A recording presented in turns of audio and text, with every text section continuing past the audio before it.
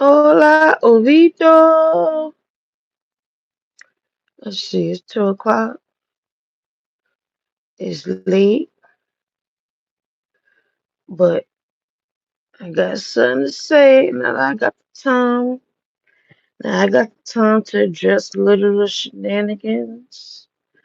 Alright, let me see. How do we change this? Say, hola, Ovito. Here we go. Oh, and let's see, because I don't want to. I don't know. Marcus is quiet, boy. Marcus quiet, but something bound to happen. Live chat, participant, message delay, none, live chat moderation. Let's see. Okay, none. There we go. But that shit is annoying. Let's see what's good. Wait for some people to come in, cause I don't know, y'all. I think I Feisty lucked up one way and fucked up in another way. From what I was seeing, Feisty lucked up and Feisty fucked up. And and this is what happens when you this is what happens when you surround yourself with nonsense. You could get pulled into nonsense, and it's like, I mean, are we adults here? All of us are adults, but then you got your young adults and your mature adults. And, sometimes people just don't mature, so guess what? They get caught up with what the immature does, which can be detrimental to them. And with their lack of placing boundaries and lack of ethics and different views of morality, or how can I say? I don't know. This is this is just this is, people put themselves into their own problems, So it is what it is. So if you hang around a whole bunch of people and none of it is none of the relationships in that circle is genuine. Like, there's no genuine bonding going on. Just a whole bunch of dramatics and trying to get clout and trying to get paid. And uh, what you think you get out of that? What you think you gonna get out of that? When you hanging around a whole bunch of motherfuckers who ain't got nothing to lose. You the only one with something to lose. And then you engage with them like they your peers, like y'all on the same playing field. So I mean, Feisty, she stand on what she said. Now, am I gonna be somebody out here be like, oh, I believe her, I don't believe her? No, because I can have an opinion of it, but I don't care. So I don't care if they sell together or not, because clearly that's his meat, that's his business. That's not my man, that's not my brother, that's not my cousin. So it's like, it's no direct impact. But as a viewer and a subscriber and a woman and somebody, a more urban woman, I just look at it as, whether he did or not, he brought it upon himself. Whether he did it or not, he brought this upon himself. Because what else did you think you was going to get out of this situation? For one, they playing in your face, and I feel like, Marcus, they playing in your face, because they've been saying that shit too many times. Chaos is in front of you. Only person I got to admit it was Maya. Then K3 act like he didn't know what I was talking about. Then when Maya came, he tried to blame it on Maya, and Maya came up. Like, I heard him say it. I heard all of them say it, so I know what I'm talking about. They always feeding him bullshit for a storyline. And how did this come out? This character development, how did it work out? It's a big hot mess. And it's children. It's like it's children down and out. They still like children. They're fresh in their adulthood. They're still adolescents, except for Feisty, and she clearly is, you know, something wrong with her. So she's not a mature adult, even though she's a little older than them. But she done popped out 3 kids, and she know what more what life brings, and she's more experienced in life than they are. So at the same time, if y'all all dealing with each other, this character development, where do you think it was going to with these characters that wasn't genuine? And they're not really pushing for nothing. Like there was nothing interesting about these characters, and it's nothing. Feisty is loud and yeah, people watch her, but everybody watching a shit show. Everybody go to the circus, but was everybody joining the circus? No, everybody gonna watch regardless, yeah, because it's drama, right? But at the end of the day, nobody feeling it. Like, yeah, I feel this person, I feel that person. Like, there was none of these characters were qualified for character development because they don't have nothing going on in life. It's not like you're watching them deal with one aspect of life and they trying to change to another aspect. Like even somebody like Kelsey, they're not character developments. They just bottom of the barrel, and you're watching them live bottom of the barrel lifestyle.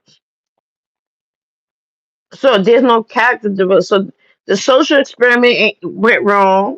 Like I've been saying from day when I said breaching experiment. And if nobody know what a breaching experiment is, guess what? Just Google it. Just go look up what a breaching experiment is. That's basically what that was, in a sense. And we were the feedback. You understand? Like we were the what you gonna call it? Like we weren't willing participants in a way, but we were the participants because our reaction is what gave the feedback of this breaching experiment. That's basically what it is. So it's like, where was the character development going? There was no development going. It was just ongoing drama, ongoing. First of all, made up drama storyline. So it wasn't genuine drama, and that's why none of it makes sense. It don't make sense. So it didn't develop anything. It was just drama. That's all it was. It was just drama. The motel thing. Look, it didn't work out. And it's like it's okay to experiment, right? But sometimes you gotta think things through. Where it's like, okay, if I'm dealing with this type of person, they doing this and this and that. First of all, you're not on the same page about things. You're not viewing things. Y'all don't have a common goal to achieve. So they're gonna do whatever they want. And that and Marcus is as the interviewer. He has like he has like he's the top of the he's the top of the hierarchy. Hey, Damani, he was the top of the hierarchy as far as dealing with them. So it's like none of them are looking at you like they don't feel an alignment to you. They just like, I just gotta do what I gotta do.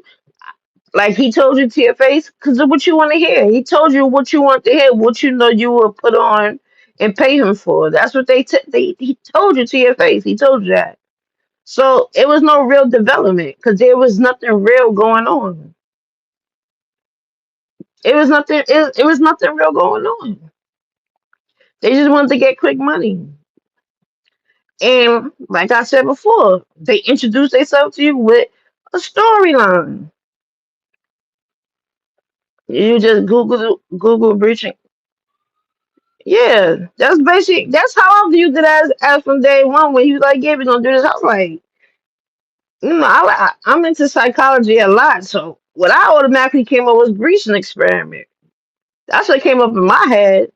So I don't know if he know that, but I'm saying how I viewed it. I viewed it. This is a breaching experiment because the social aspect of it, we already get it.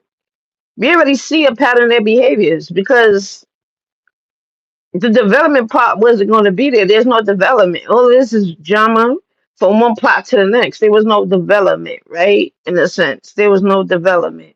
Maybe it was developed, but and it was fabricated drama most of the time, or it's not even fabricated totally, but it was feisty, stirring up shit. She was stirring up shit to make a storyline. And that's why at first I thought she said what she said about Mark. Oh, you see, she ain't double down on this, so she's standing on it, right? So I'm like, okay. But then she gonna say, oh, I'm not gonna speak bad about him. You know, I'm cool with him. He the one who paid me this and this and that. So, all right, you don't want to. You say you're not a liar, which that's a lie. But what was the point of you adding on to that if you know the feedback that's gonna get? You know the feedback Marcus is gonna give you, and you know the feedback you're gonna get from the internet, and he knows the feedback he's gonna get. So how you think you still in a safe space just by saying I don't want to say nothing bad about him, and it don't make no sense. But like I said, at the same time, this is on him whether it's true or not. Whether him, the only reason I right first of all I'm not into monitoring that nigga because he already slept with enough people that I'm like, why would you do that? So at this point, I can't question nothing. He already showed me who he is. So I'm not. It's like, okay, he already showed me who he was. I already know the things he do, right? So I don't care about him on going on with it because I already know this is the person he is. But he would say things around Feisty, which always is red flags to me.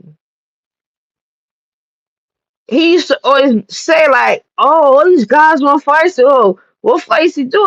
And then inquiring about her box. And it's like, oh, she must got that good. Or is it good? Or is it good?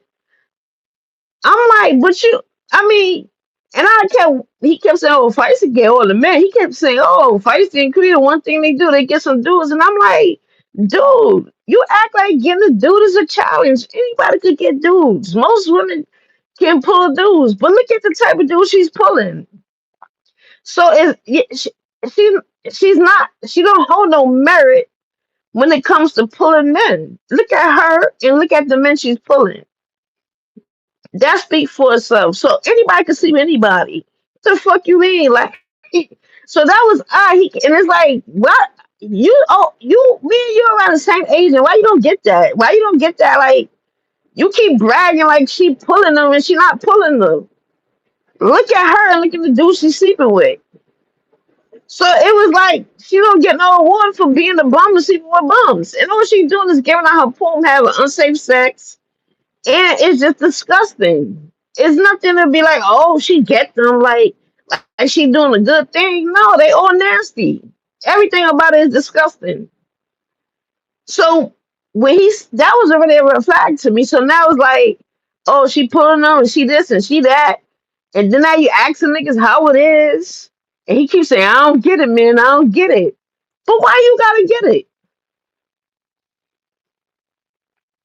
Why do you gotta get it? I'm pretty sure there's people out there about everybody that they probably don't see nothing, no attraction to or whatever, and think, oh, I don't know. I would never do nothing with that person. So my thing is, why does his mind go to that? Why does it go to I don't get it? There's people. I'm pretty sure people say the same about you, Marcus, and I'm pretty sure people say the same about me. People not attracted to you, and they see somebody attracted to you, they go in their mind they probably say, I don't get it either. That's just how it is. But my thing is you kept inquiring about it. And it was like, all right. And then now she say this. So it was like, did you get tempted? Was you easily tempted because you kept saying I don't get it, man. I don't know. She must got that good. She got this, she got that. Like, so was it temptation or what? Not that I'm looking for an answer. I'm just saying the things he said led me to thinking that, and I'm just like, why you keep worrying about that? That's weird as fuck. That's weird. I don't like if what I could know.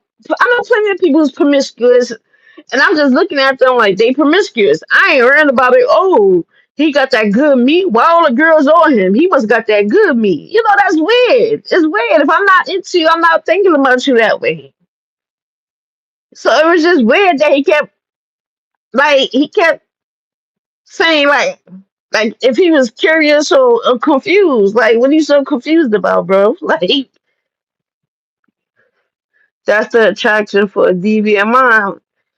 I get, yeah, it's just weird because I'm like, and it's already stuck in my head when he said, when I questioned him about the porn thing, and what he said, and I'm just like, why?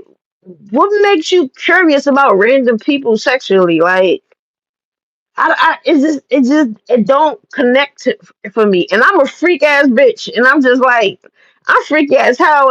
When I like a man, I like a man. I want to devour him down, but just random people, and you, if I'm not attracted to you, I'm definitely not gonna think that way. But it gotta take more for me to get to that point and think you sexually too. I gotta like you to get to that point to be curious about you sexually. It ain't just because I see you and it's all rip. I'm thinking, oh, what that person look like naked? No, what the fuck? Just like when Monique said her kitty was tight, he just had to see if it was true. Yeah, so that's what I'm saying. Like this is what we call easy niggas. Like this is what you could say feisty easy. Where I'm from New York, we call niggas hoes too. So it go both ways. It ain't a gender thing. It's an action thing. So we don't consider that community peen or easy ass nigga too. So I'm just like, okay, so he's an easy nigga. So you can't say you got all these stands and you this man and you talk all this patriarchal man is this bullshit whatever. But you easy. You easy. Only bitch gotta say my PT or got men smashing in and out, and then it's like you just curious now. Now you so curious, and it's like, damn, you can't even keep it in your head. You gotta act on it. So that's how I'm thinking about it. Like, damn, feisty, like feisty. See, I wouldn't have been thinking about it. I would have just been here waiting. Like, you know what? I need to see how this gonna play out. But all those things popped in my head when it was just like, why he keep asking her that? Why he keep worried about her Gucci and the niggas she fucking like? Clearly, they all reckless. They all, like what's going? They on the equal playing field. What? That's the just like when being a freak and then being a deviant too. Yeah, obviously. Shit. You there right? Clearly, because I can't. I don't. It's just not. Oh boy, my head hurt. It don't hurt, but it's just like mine is stuck trying to process. Like at this point, it's like do do do do error processing. Because what the fuck? And it's just like, but like I said, he brought this upon himself. Whether it's true or not, he still brought it upon himself because everything out you worrying about them sexually. You ask them all these sexual questions about what they doing. You making nasty content because I don't call it spicy content. I call it nasty content, right? You making a nasty content. So now with things, anybody can say anything about you now, and it's gonna be hard for people to be like, oh, that person a liar, whether they known to lie before or not. It's because you're too involved with them. As your interviews, you get it's too interpersonal, it's crossing boundaries. First of all, they're not even your age group, which is crazy in itself. Like I don't know how you be like, I don't know how you can have spend so much time like with traveling around with them, hanging out with them, going head to head with them. Like, nah, just interview them and do what you gotta do and go. But it's like, dude, you always around them and then you always kiki and ha ha with them. I'm like, dude, you're like 20 years older than them. It's like you hanging out with them, but you wanna try to act like you got all that advice in the world for them. You understand? It's like, what? And it's not like they younger and they want your advice. They trying to follow a lane you in. Nah, they out here. They living. They're not living the same lifestyle as you. You when you was their age, you wasn't doing what they was doing. So there's no connect there. They're not gonna listen to you. They don't respect you. They just see you as a gump to get paid and feed a story to get paid. But you get too personal with them. And now look, see, you surround yourself with all the nonsense. Now you caught up in now you caught up in all the drama and all the he's now you part of the story with them. You part of the character development right along with them. You put yourself in the experiment, whatever you think you got going on, right with them. So you are a study subject too. You're your own study subject. You put yourself right in there with them. You threw yourself in there, right in there with them. And it was just like you didn't see this coming. You didn't think you was gonna get caught up in something. You see, you didn't think you was gonna get caught up in something because it was getting too personal with them. He even starting to talk like them. That twin is cringy. Not twin. I didn't hear him say it. That's why I'm laughing. I can't picture him saying because I know twin is an old New York slang. Like it's an old New York slang that close dudes say, but it ain't like the way people use it now today is just over and like I'm tired of hearing that shit. But I don't. I can't expect. I can't hear him say that shit either. Like that's what I'm saying. Like dude, like it's like he put himself at equal playing field with them.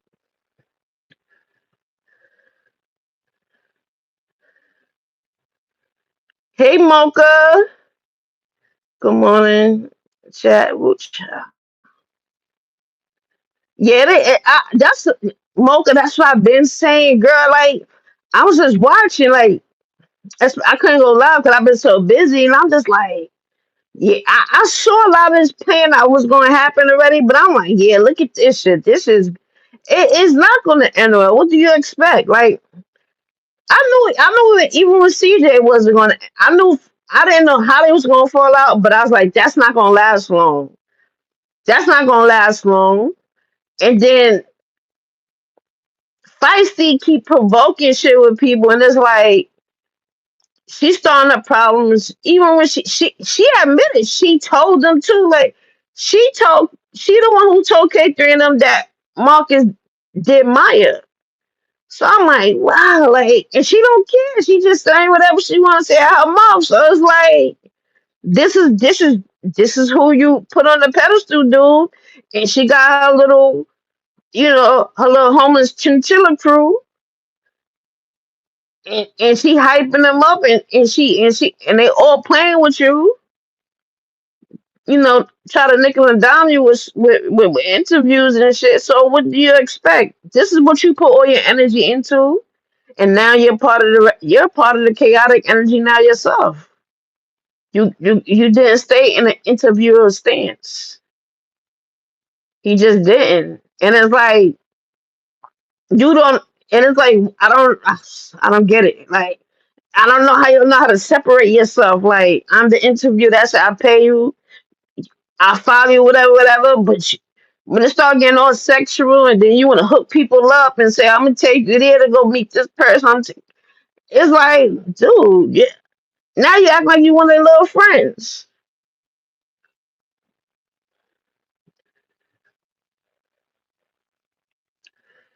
Mental health is real. Nasty shit is real. Death is real. Handcuffs are real. I see all this shit in their future, and I don't people. Yeah, it's just it start getting childish, right? At first, I'm like, yeah, this shit getting childish. But at the same time it's childish, and then you're still being like he's still bringing himself to their level, like their peer, like they're equal pairs.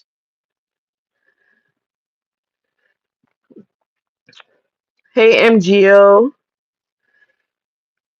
Copper, yeah, fucking market chat just joining. There's a saying that if you like diamond dogs, yeah, exactly. I was gonna say that.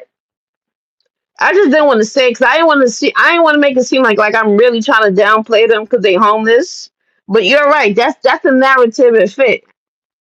That's the right phrase. It applies here. But I ain't want to say that, and people think like I'm just I'm looking down on the homeless, and I'm not.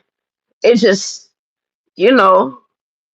But that it is what it is. How many times is it okay to have interviews accuse you of sleeping with them, no matter how they look? No boundaries, no morals, but yet wants respect. I think the fuck not. Right.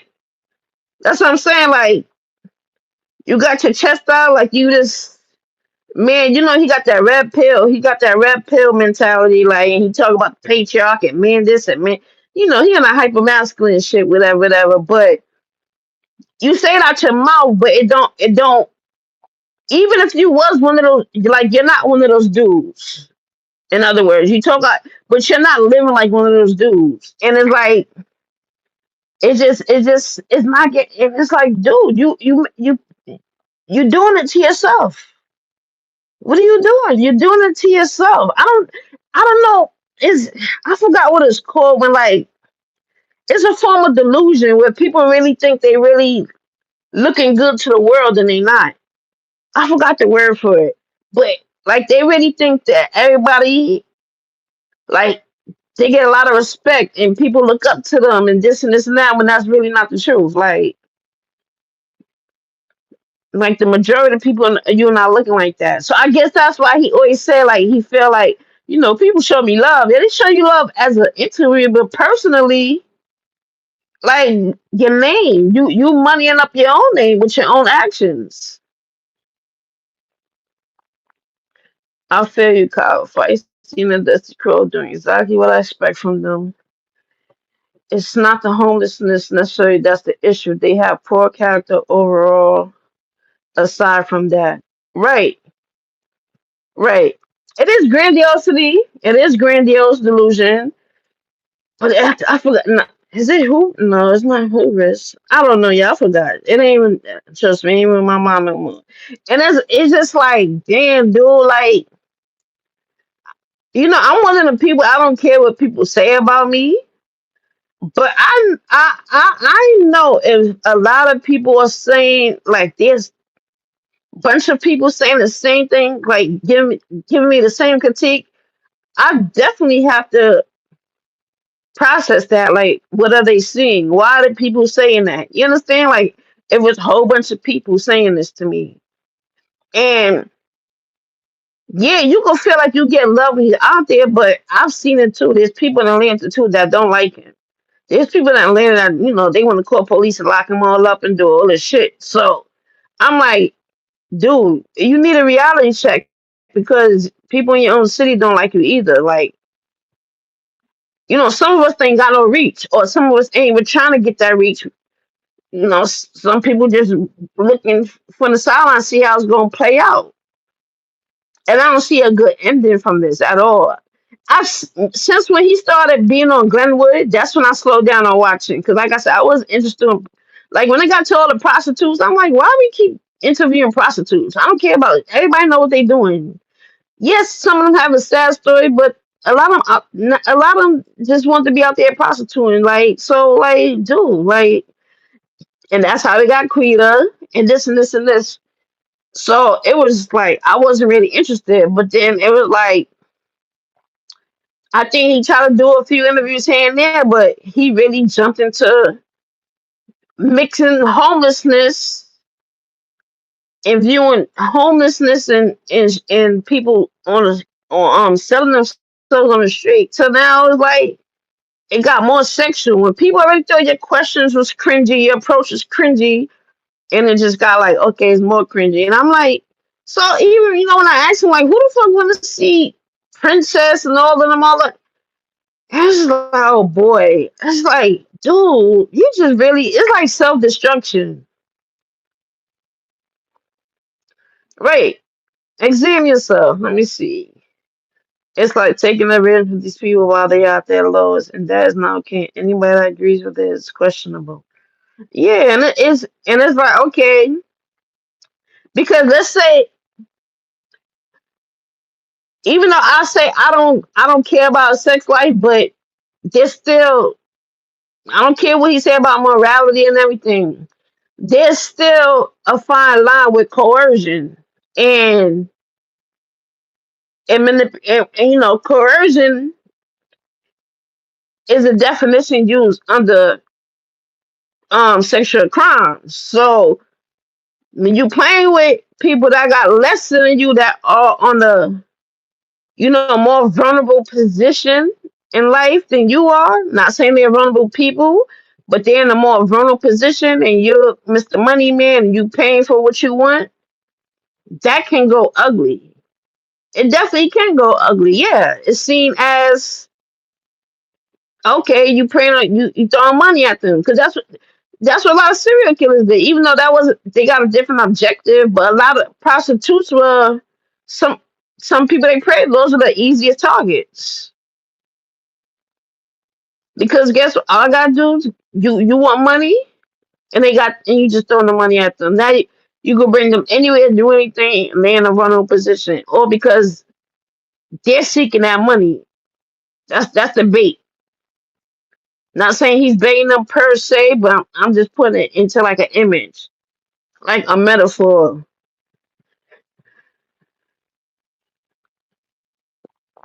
There needs to be a professional distance in this type of work. We're seeing the perils of getting too close. Yes, MGO. Hey, Yaya. Hey, what's up? Yeah, a power differential. Right. You better with words than me. With me, my you know what my problem is, y'all? When I speak, it's hard when I'm live, right? I'm not speaking to nobody, so I'm not getting no feedback. So all my thoughts come from my head be jumbled.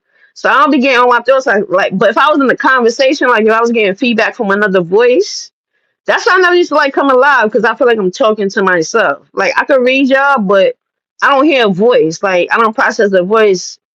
And sometimes that's why my different accents, sometimes I probably like just some of my words with different because I try to catch myself when I hear the accent coming out because I don't know what language, like what accent is to speak because I'm not speaking to nobody. Anyway, but yeah, anyway. His content was great in the beginning. I'm all for helping anybody because help is helping to kick somebody when they're at the lowest and literally making a profit. Yeah, people justify it by saying they come to him. However, he seeks them out. Money is debate, right? Yeah, that's how I'm just like, oh man, listen. I've been one of the people. I bound. And speaking of boundaries, right? I want to say something about Feisty too. I feel like Feisty was close to getting herself caught up. I feel like she was an inch away to getting herself caught up too in some type of sexual charge or whatever against her because when Tragedy got locked up, she was around that little boy. And they could play dumb all they fucking want to. That boy ain't barely hit puberty yet. That boy ain't no 20, he ain't no 18. Nobody can tell me shit. I need a birth certificate. Unless he a late I need a fucking birth certificate. That boy, his bass ain't even growing in his voice. He probably barely got hair on his little ball. So nobody can convince me that boy is older than 16, if even 16. So when Feisty was hanging out with that little boy, and they stuck in it. I was like, oh, Marcus did ask, oh, y'all together? He like, that's my bro girl. But no, Feisty, y'all don't realize the little boy is not into girls yet. That's how you can. That's another thing. His hormones are not raging yet. He's not. Even though you know what I see in this generation of people, they are more sexually disciplined than the older generations. But I'm gonna get back to that too. So when Feisty's like, oh yeah, I'm trying to tell him to holler at this girl, I'm telling her like that. Why are you telling him that? First of all, you 30 years old. He could be your son. Like you over 30 years old. Why you stop telling this little boy? Like if he wants to holler at a girl, and that's what I'm saying. It get weird when people start pushing you to do things like go talk to a girl, go talk to a guy. You know, that's teenager shit, right? That's young adult shit, like college shit, like, oh, go hook you up. But yeah, in a circle, in a situation where y'all shouldn't be worried about hollering at people. Like, he living in a trap, he a runaway. He he's a runaway teen, like I've been saying from the beginning. I don't give a fuck with no, somebody gonna have to prove me wrong, but that's a little ass boy. and he's a runaway teen from somewhere. Anyway, so I feel like Feisty kept pushing him. I feel like Feisty would eventually made a move on him. She would have probably got drunk at the chop with him and would have moved with that boy. But Trey came in the picture and distracted her from that little boy. I swear to God, I saw it. I said, Feisty is gonna get that boy in the vulnerable position, and she out here believing he 20 and shit, and telling Marcus he 20. Like y'all can feed Marcus bullshit. All of us ain't dumb. Just because Marcus is behind the camera with y'all, a lot of us could see enough to know better. That little boy is young, so if being that Trey came around, Trey distracted her. Cause I definitely feel like yeah, fight he would have been one of Feisty's bodies and she would have been in jail. Let me go back up. Oh my god, here we go with this demon stuff. Yeah, there were good interviews back in the days, right? It's like started using Queen and Feist, yes, Ghislaine Maxwell, right? Yeah, weird as hell. That shit. How long were you live, cop? I didn't get it. It had to be about a little after 2. I went live. I don't think I've been live for. Oh, the time is right there, y'all. I'm slow. I've been live for 36 minutes. He said, "Yeah, and MG, I heard that. Chaos said he's 18, but how did he know that? How is he able to confirm that little boy age?" And Olas will be right behind Feisty going to jail because he is another one promoting that for. Yeah, Ann's another weirdo. Is you drunk too? Yep. Yeah, you didn't miss much. But yeah, so as far as that little boy, but guess what? Little boy even told him, Marcus like, man, we used to run trains on girls. So you think that you as a 40-year-old man, you think that's cool to tell some young nigga on the street you was running trains as age? Even when I was growing up, a lot of niggas didn't do trains because they felt it was gay. And this is why I am glad that men are more talking about, you know, the younger generation of men. They're talking about, they know that when they 16 or when they 11 or 12, that their babysitter who was 20 at the time didn't take their V card. No, you were taken advantage of. You're a victim. You're a victim. It's not a sign of merit that you were taken advantage by a grown woman, an adult.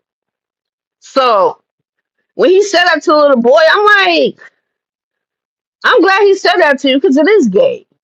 I don't care what nobody say. And it's not from a woman's perspective because like I'm very when it comes to sexuality, I'm very open minded, right? But that's gay. A whole and mind you, I hung out with mostly guys all my life from diapers. I've always been around mostly dudes, and dudes will say the same thing. Like, nigga, just think about it. One girl in the room, like I've seen dudes have a girl in the room, they knock on the door like I got next. Now y'all all in the same room naked with your penis hanging and tapping a nigga while he in it like, yo, I got next, I got next. Yes, that's gay. I'm sorry, I don't care, that's gay. Why you naked in the room watching him perform on another woman when your turn? It is gay to me. It's borderline gay. It's what we call socially homosexual. They're very socially homosexual. A lot of these men, and it come from a lot of these hyper patriarchal mindsets where men think that they're being so macho, but you're actually being gay. Yeah, being borderline gay. So now young men these days don't think like that. They're not into running trains and all that, and think that shit is cool. And he checked them. He checked me. He's like, nah, that's gay.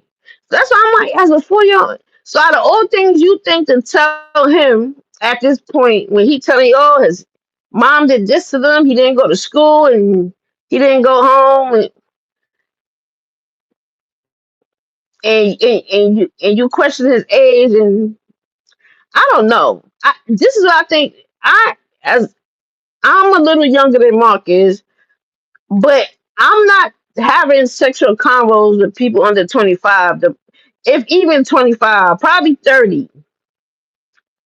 I'm not having no sexual convos with nobody under 30.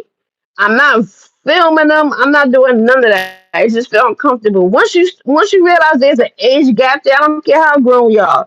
Because at the same thing, I'm not having a sexual convo with a 70-year-old either. It's just weird. It's just so weird. They are not knowing the consequence of what they're doing. Right. Especially Feisty. Especially how and she's just giving it out, and it's just so dangerous and so reckless. But it's like, and it's like, all right, you was quick to do a little CVS swab, but now it's to the point, if you can promote that swab because you said, oh, that's what most people are talking about. Why not go all full throttle? If she making spicy content, you know, like they supposed to be tested. First of all, they supposed to be. I'm not holding it no more. They supposed to be. If you're filming these people, they're supposed to have negative test results before you film any fucking thing. So I don't know how you so comfortable. Oh, go to CVS because it's easier, because it's convenient. So my thing is, if what is it really about? Because if it's either do it right or don't do it at all at this point. Because you just getting yourself into a world of problems for what? So it's so easy to do a little swab from CVS, whatever, for the HIV. But there's other stuff out there. Whether if it's, I mean, the high five, the House of Virginia is not a death prognosis like it was back in our time when I seen like people wither away from it, like literally disappear in front of my eyes. It's not that no more. But so it's like, okay, why we not treating it just like we treating other things like chlamydia and gonorrhea? Because those got lasting effects too if it go unchecked and untreated for a long time. Oh boy, Feisty has laid with every interview that has come along since. Yes, it's crazy.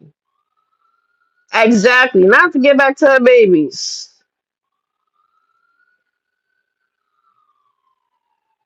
I checked into that not for personal and unprofessional videos. He doesn't have a production company. What you mean he doesn't have a production company?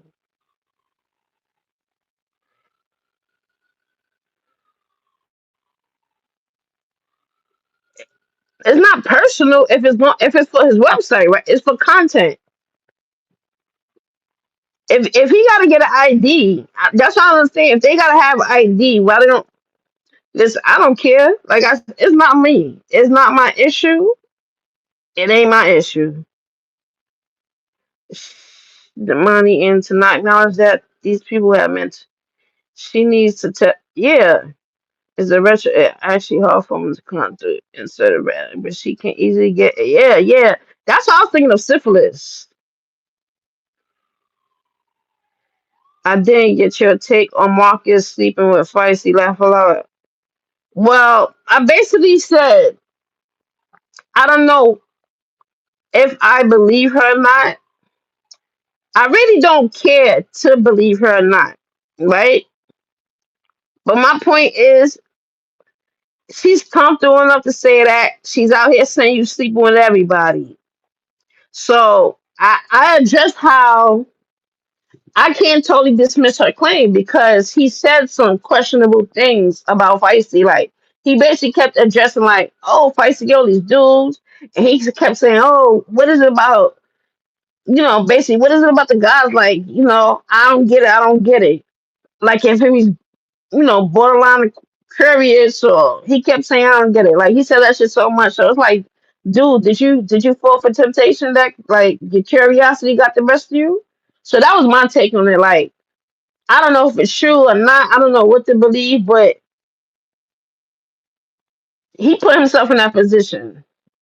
All in all, he put himself in that position by getting too personal with them, crossing boundaries with them, and everything. So now, whether it's true or not, it's already a stain on your name. That's all I could say. So I don't know. I don't know. I don't doubt it, and I can only I can say yeah. But at this time, it said, and she's standing on it, and it's like he said some things, so it looks bad. It looks bad. I that's I can't say I believe her because like I'm not one of the people like, oh yeah, she said this until they both acknowledge it. Yeah, I can say, all right, I believe her. I don't know what to believe without facts. That's just how my mind works. Like anybody can say I slept with somebody, but if there's no supporting details, then all I can do is have my own theory of why it could be true, why it can't be true. That's how my mind works. She said it, so I'm not. That's why I'm not denouncing her as a liar. I'm not saying, oh, she's lying. I don't believe her. I'm in the middle because he done said some things that was like red flags to me.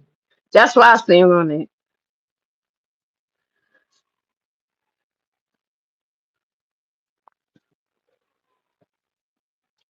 It has taken away from this authenticity of what he originally said he was creating. We know she's the lie, but why just make that up? Was it a benefit saying you slept with Marcus? That's why I believe it. I mean, that's rational, but I wouldn't think that because like why would people lie about a lot of things when they a liar? So it's like what's the benefit of those other lies? So I'm not I mean I get that's your rationale, but my rationale is more on the thing like I'm not denouncing her, but I'm not totally accepting it either. I need more I need more I need more information. I don't know. I think that my mom always work like that. Like I guess because I don't have an imagination, I need facts for it to make sense. So, but she said she stands on it, so I'm not denouncing it. Thinking. I'm not thinking it's a lie. If I could say that, I'm not in my head. I'm not leaning towards it being a lie for the most part. I think I just want details, like how did it happen? How did How did it initiate or whatever? Because like, what the fuck? Because he's out there acting like he don't get it. Like, oh, why these dudes going to Feisty? So it's either that you was curious or that you did it already and you didn't like it, and you wondering why they like it and you don't like it. You understand? So it's so much. It's so many angles in my head. It's so many angles in my head.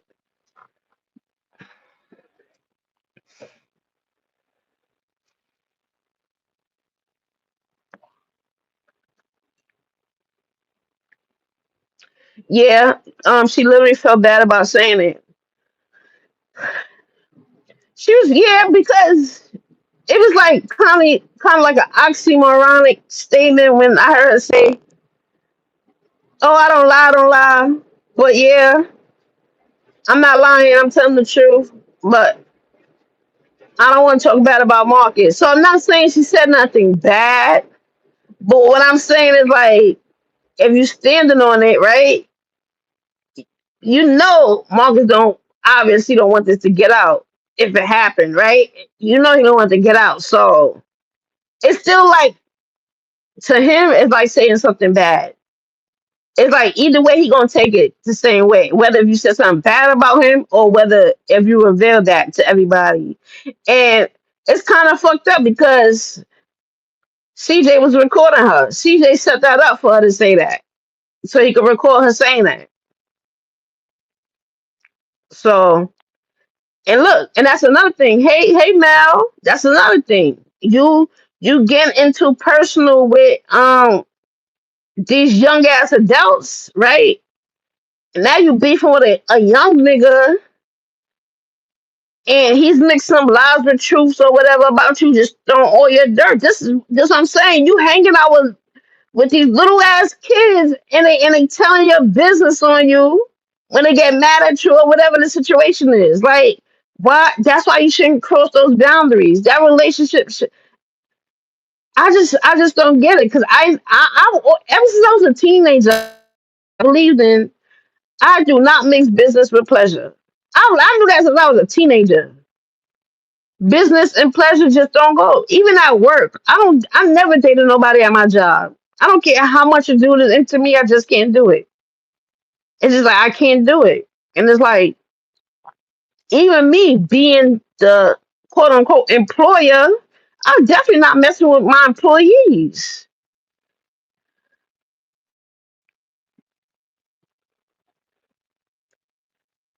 The funny part is she don't know why he wouldn't want it out.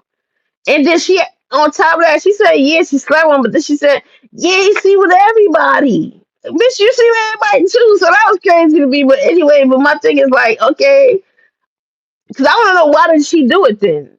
If it happened, why did you do it? What made you do it? Did you feel like you was obligated to, or did you just want to try it out? Or what? Because I felt like she wanted to be like Kelsey at one point too. Like I want to get put through the mattress, and I want to do this, and I want. And she felt like she got that. She could call Marcus for anything. So I seen that too. I'm like, oh, she thinks she his super his superstar basically. He bringing them all the money. She recruiting all the interviewees. She getting, she felt like that's why she said it's Feisty and Crew show. That's what she said. It ain't ASI, it ain't this and that. It's Feisty and Crew show. So she felt like she was big dog. She felt like she held mega weight in this situation.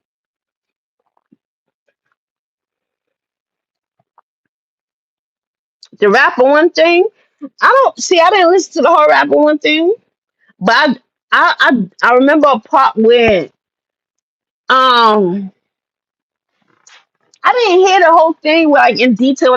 When they spoke about doing something with Marcus. I think what was what was the part I heard? Oh, because I was confused. Cause I think they say like they were staring for Marcus. Like staring mean like you watch out or like how can I put it? I don't know detail, but from my memory, all I remember is how you call it? Oh shit! I didn't hear them speak about doing it with him directly. I think I like from what I can recall, like it was like what a CJ described, like they probably was all together. I don't know if he made a move on them or if it was other people there. That was in my mind, so I didn't hear their story.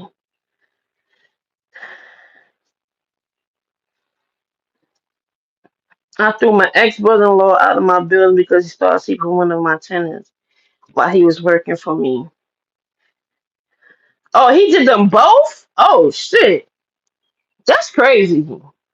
That's fucking crazy. Oh man.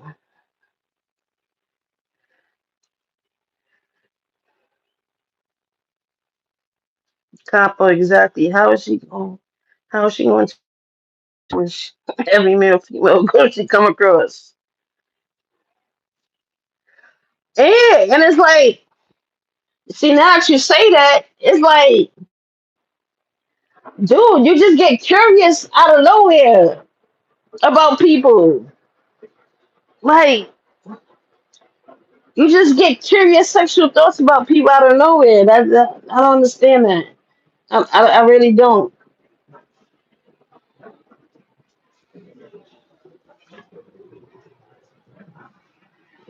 Hold on, I'm coming. Hold on, y'all. I'm put you on mute.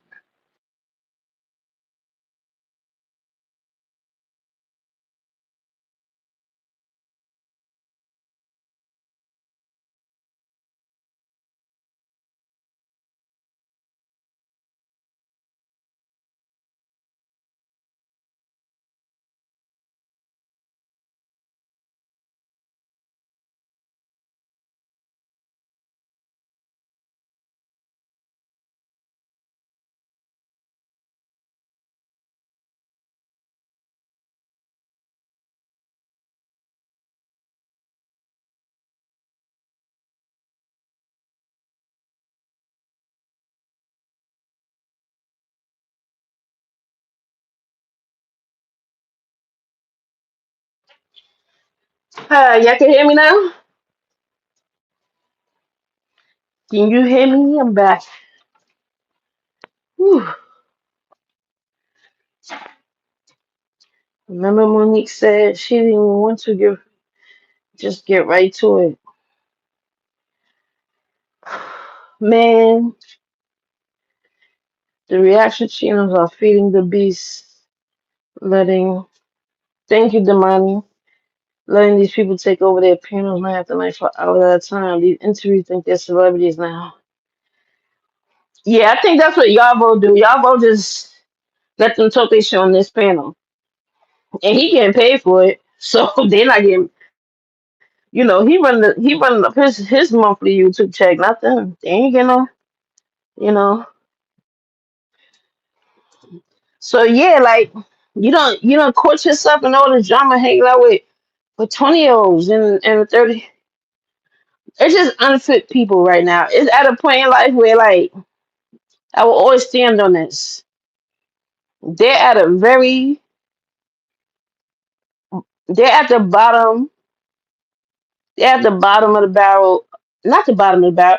They're at the bottom. They're at a low point, a very low point in life right now. Not saying people can't have fun, can't live life just because but priorities should be set. Focus should be set, and to be engaged in this and that, and still not prioritizing working your way up is just weird to me. Like even like that's sex. Sex is just something I can't think about if I'm broke. If I'm broke in the home, I can't think about doing none of that. The fuck? Let alone another broke motherfucker. We nothing to do with you. What we gonna do with each other? We both broke. Because with sex comes responsibility, and that's why I used to teach my nephews and everything since they're young. That's why I know these younger generation of guys. They are way more. They getting way more disciplined sexually than our generation of men was, because they think having so many bodies was a medal, and it's like no, y'all don't see that shit brought drama into your life. Y'all got baby mamas. Y'all cheat on this girl break your windows. That's drama. Sex come with drama when you're not responsible with it. But I even teach that to my daughter. You start once you start having sex, you better be responsible and know that the person you with is the person you with. Going here, there, and there, that shit is drama. That shit just bring nothing but drama. One person burning somebody else, you burning somebody else, all because y'all just sexing all over the place. That's how I learned from watching. All my friends was older. I'm 13. My friends 16, 17. They got boyfriend and girlfriends. I watched them have drama over sex. That's why I wasn't quick. I wasn't as a when I was a teenager. I wasn't quick to have sex. I seen the drama bringing people life at any age. I see that sex bring drama. Point blank. Period. He's grieving. Wait, let me go back up. I don't know. My thing is, I can't speak how everybody grieves, but if you horny, nigga, go fuck. You got a baby mama, right? You dropping money on her. What's so hard about saying, yeah, meet me in my house tonight? I'm coming to see you tonight. But no, you got all these other bitches around you all the time. That's why I don't know. Let me tell you the truth. I think he's also delusional to think that T is like committed to him. I'm gonna be honest. I think he got T like on lock, and I'm like, I don't think you do. I do not think you do. Sorry. Yeah, yeah. I just assumed that he has seen Ken do to his spicy content. He that yeah, yeah. I just assumed that he has seen Ken. Ken was on the spicy content too.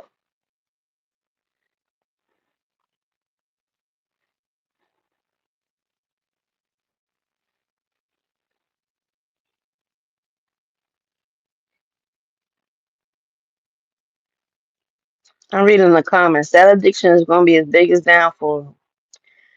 Hey Champagne, how you doing? No lie, I thought shit when I was in my early 20s, I thought I had an addiction. Listen, yeah, my when I in my relationship, niggas used to be like, "What's wrong with you?"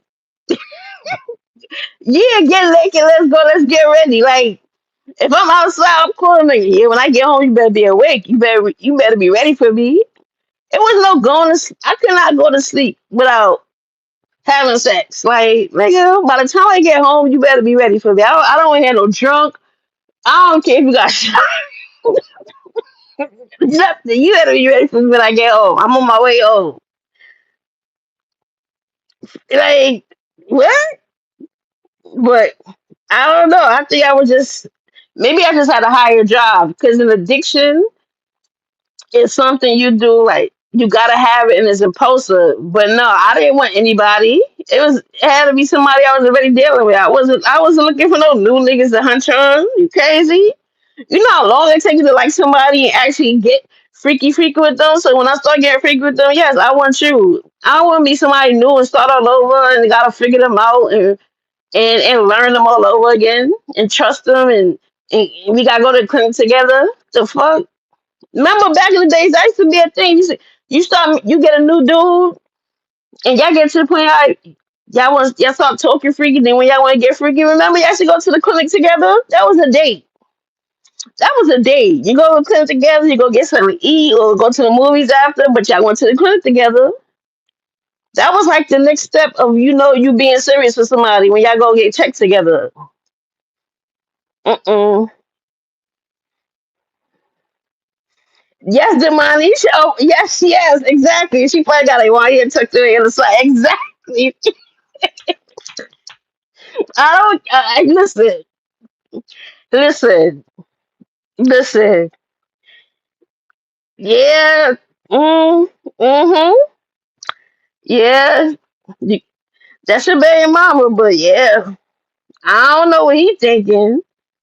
She's still young. She still got needs, and you out here giving it to everybody else, embarrassing her and all that. The fuck?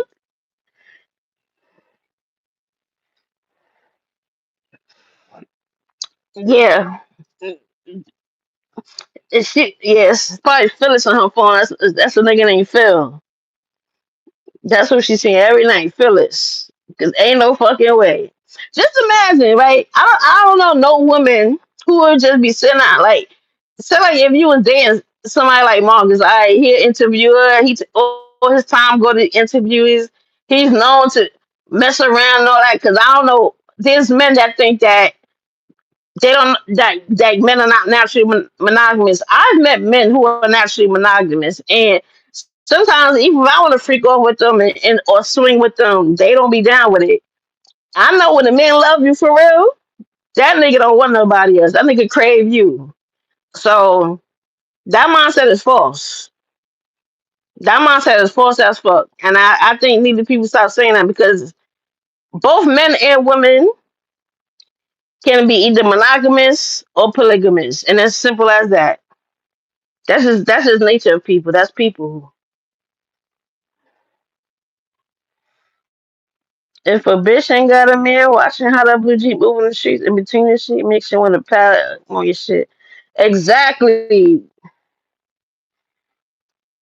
Why you ain't cool with it? Because OG paying all the bills. That's a good setup for her. Exactly. That's how I'm just like, okay. Yeah, T tucked away. Yeah, okay. Yeah, all right. Thank you, yeah, yeah. Have a good night.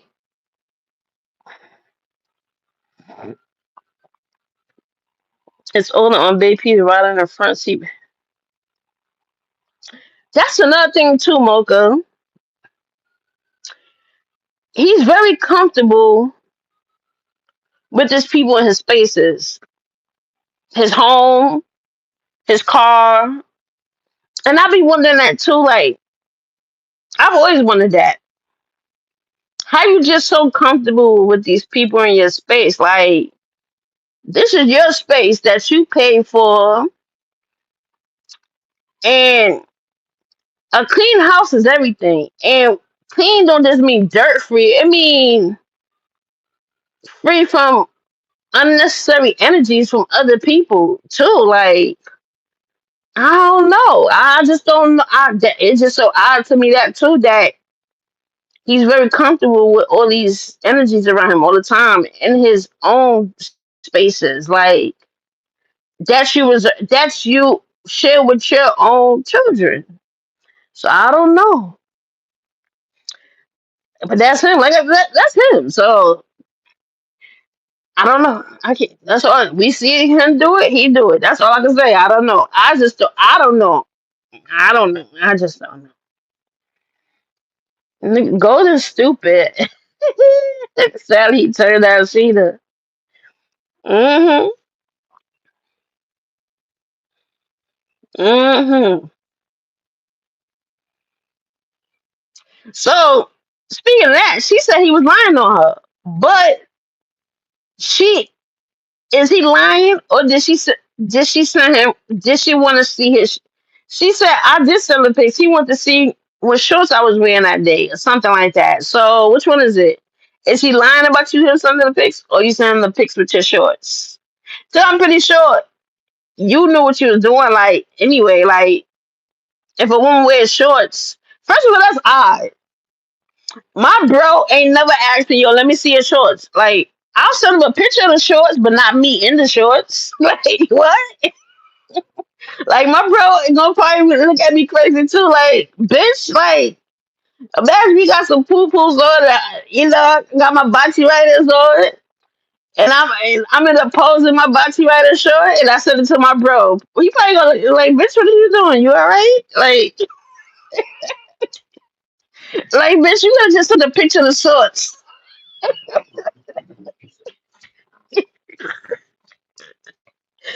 Like, bitch, you doing too much. I can hear my best friend kissing me out loud. Like, you all right?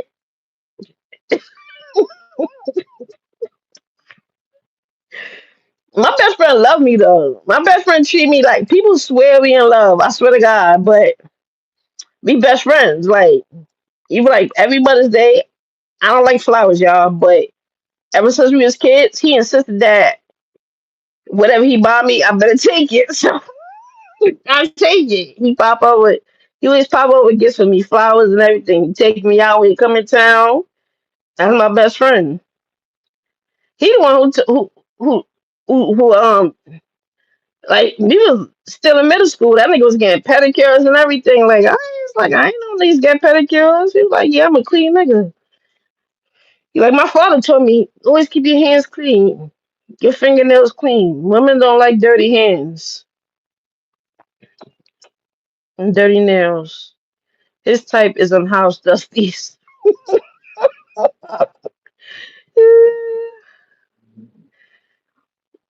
Oh yeah, like she poor Max has a share his car seat. He probably like who the fuck was in my shit? You smell another scent, a foreign scent. Like who fucking scent is in my shit?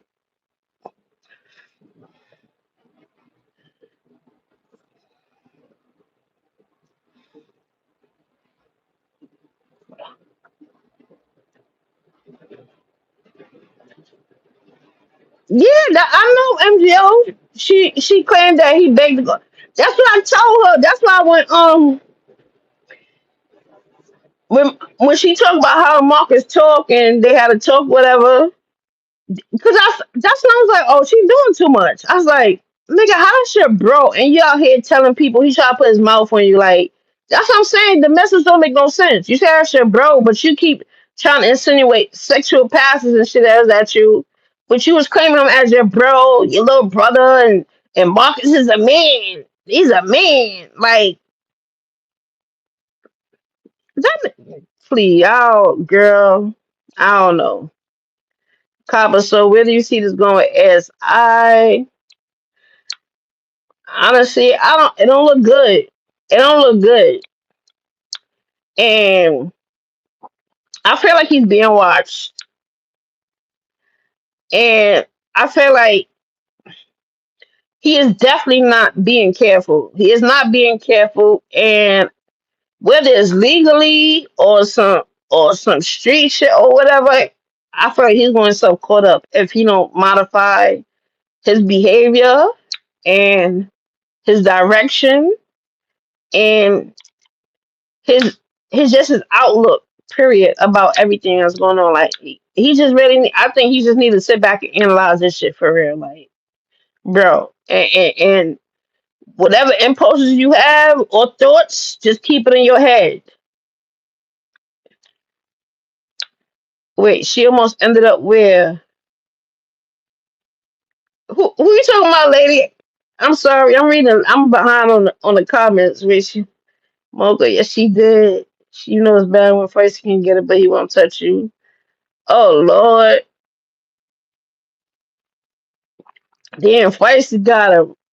She ain't get her. Yeah, that's crazy.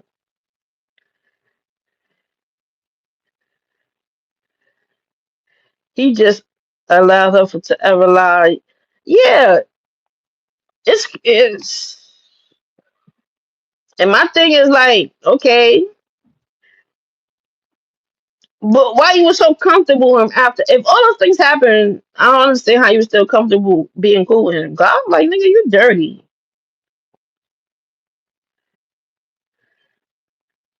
Oh, she said it again. Yeah, he's. I think he's being watched. He is not being transparent. He is not being responsible. That he is not thinking of those that he supposed to love because he's. I agree, Mocha.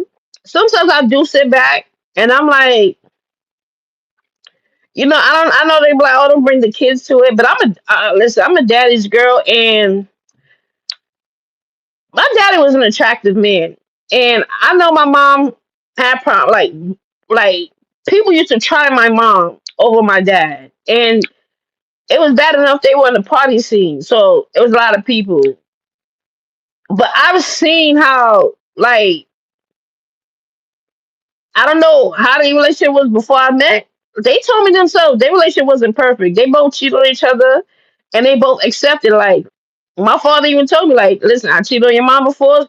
Because one time I remember I was like 11 or 12. I was so mad at my mother because she kept hanging out with this dude, and I'm like, why stop? Why you playing on my dad's top? Like, who's this dude you keep hanging out with? And my father was making remarks about it too. And my mother is a woman of very few words. Like she is not gonna argue. She like so I'm like this bitch on my head, but then that's when I had to learn to stay out of it. Cause even my father was like, you know what? He said, I gotta accept some things and I gotta talk to my woman to make her feel right. Because I did some things that hurt her before too. So I say, oh, you know what? I'm gonna mind my business because y'all both probably just going back and forth playing each other's face. So the anger from my mom erased because in my head I'm like, why you disrespecting my pops? And my pops was eating it at the time, but then he had to sit down and talk to his woman like, listen, I don't like this and this and that. So when it comes to Marcus, sometimes I sit back and I reflect. I'm like, damn, like, yeah, your daughters is always gonna love you, but why do you want like this is not shit. Your daughters don't. Of course they're gonna hear it. People it's gonna get to them. It's embarrassing. It's embarrassing. And then your baby mother, I'm pretty sure it's embarrassing to her too. You understand? Like people saying all this stuff about you,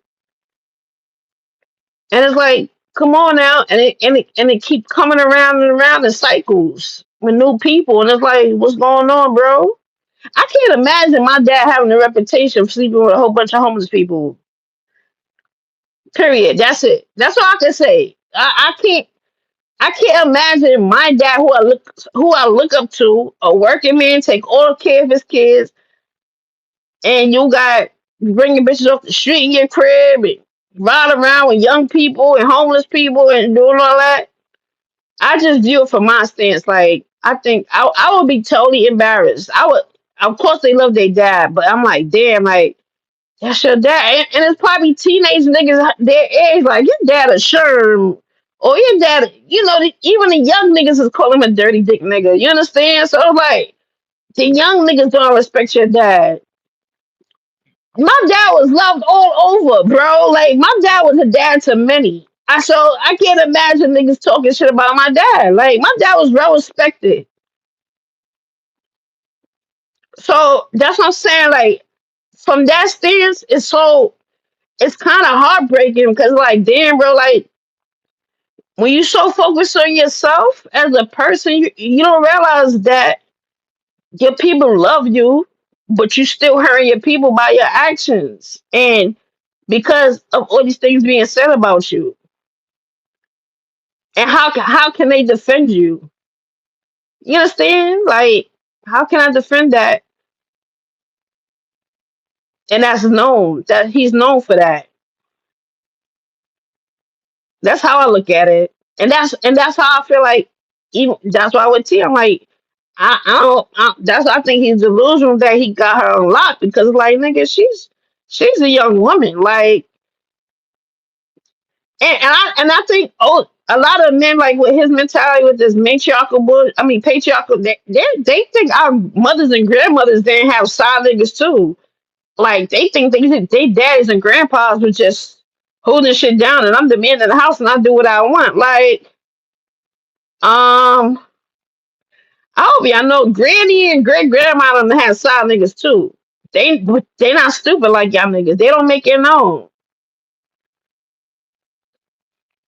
They don't make it known. So you think your daddy and your father got away with cheating and shit, and the mother was just sitting there stupid and dumb. Everybody, mother and grandmother's like that. I know women of all generations. I was young, always have a side nigga. That's just period. Like they husband out there playing games, they playing the game too, but they smarter about it. That's just what I saw, what I'm used to. Everybody ain't have no stay at home mammy and just sit there and accept abuse and accept disrespect and disloyalty. They just knew how to play the game smarter.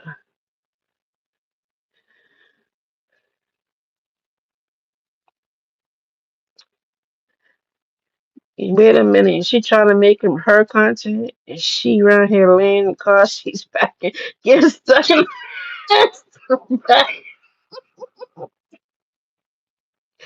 Oh my god! I swear, you be killing me.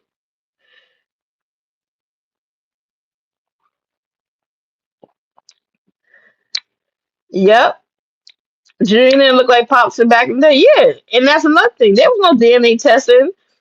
A lot of men they knew they was raising babies that wasn't theirs, but since divorce was frowned upon, all they had to eat that. They had to eat that and raise their child. They couldn't. They didn't. Just those everybody. You can't break up the family. The church will shun you. Your neighbor, everybody gonna talk about you. Nobody wants to be the talk of the town.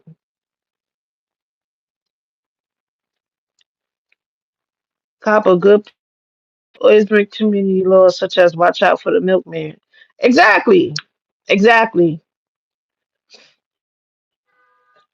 And at the same time, there was men who did respect their wives though. And women. And didn't play with them. And didn't play about them. And didn't embarrass them. And that's one thing I can say about my dad too. But I don't know whatever he did to my mom in the past. I don't know. Cause they both used to always tell me, you whatever you choose to put up with, that's what you're gonna deal with. They choose whatever to stick it out together. But everybody knew my mom was my dad lady.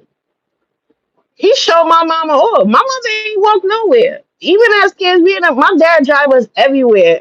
My mother used to get mad at us. She like, I could walk to the supermarket. I could walk to he ain't walking to no supermarket. Me, my dad, his car, he got a car. He got my mother's name painted on her car, name on her license plate. He had the fur. Yeah, he used to have the big furry dice in the window, a name plate in the window with the raccoon fur. He had a name on the mats. He had personal mats, his and hers mats. Even on his truck, he got a painting of my mom's name and everything. Everything had my mom's name on it. My father wore a lot of gold jewelry. He had my mother's name around his neck, even his boat, named after my mom. Everything was my mom. Everything was my mom. That was his lady, and everybody knew that. So I don't. That's why I like.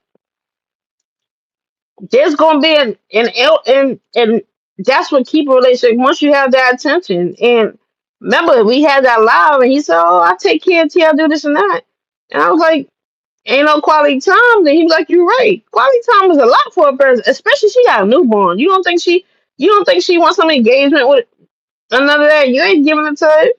You hanging out with these bum ass bitches, right? They ain't trying to do better with their life. She younger than them and she trying to do better with her life. She raising her kids. Kelsey and Feisty ain't raising their kids, but she raising hers. So imagine sitting at home, you doing the right thing, and the nigga, the time you could have had with your nigga, he was in it for a bitch that ain't on her shit, and I'm on my shit. Are you crazy? I'm pretty sure she's on her shit too.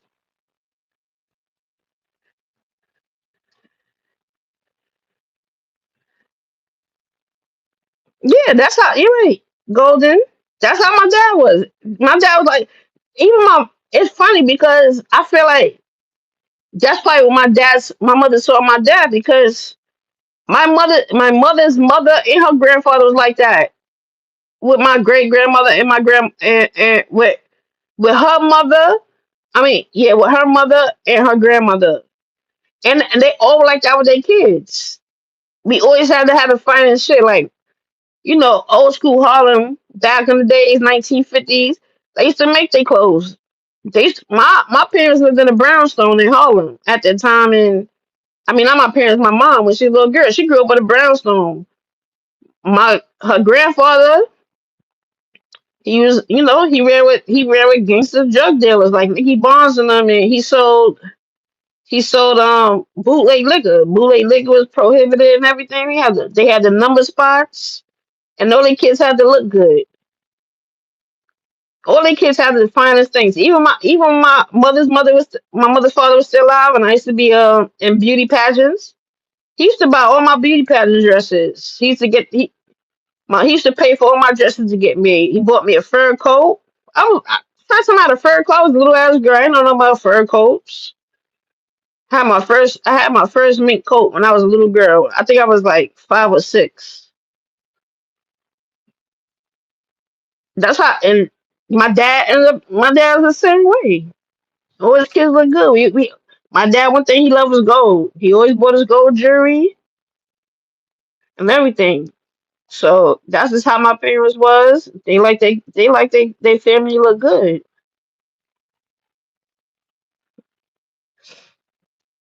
I remember my mom used to go get her hair done, every new hairstyle. She would talk to my father about it. Oh, you like this hairstyle? He telling her what color he like and how he like it before she go get it done. He was very much into how she maintained herself.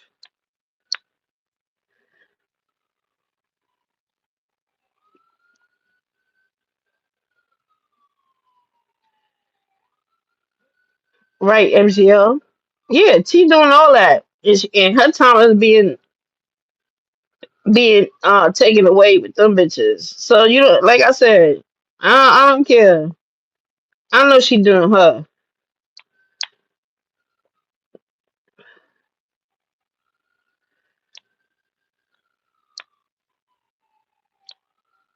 Yep, yep. That's how it was back in the days. Going for sure. Men definitely took care of their families. Cause how you making all that money and you can't. It's a certain type of man when you're in a certain type of lifestyle. Yeah, your family gotta look good.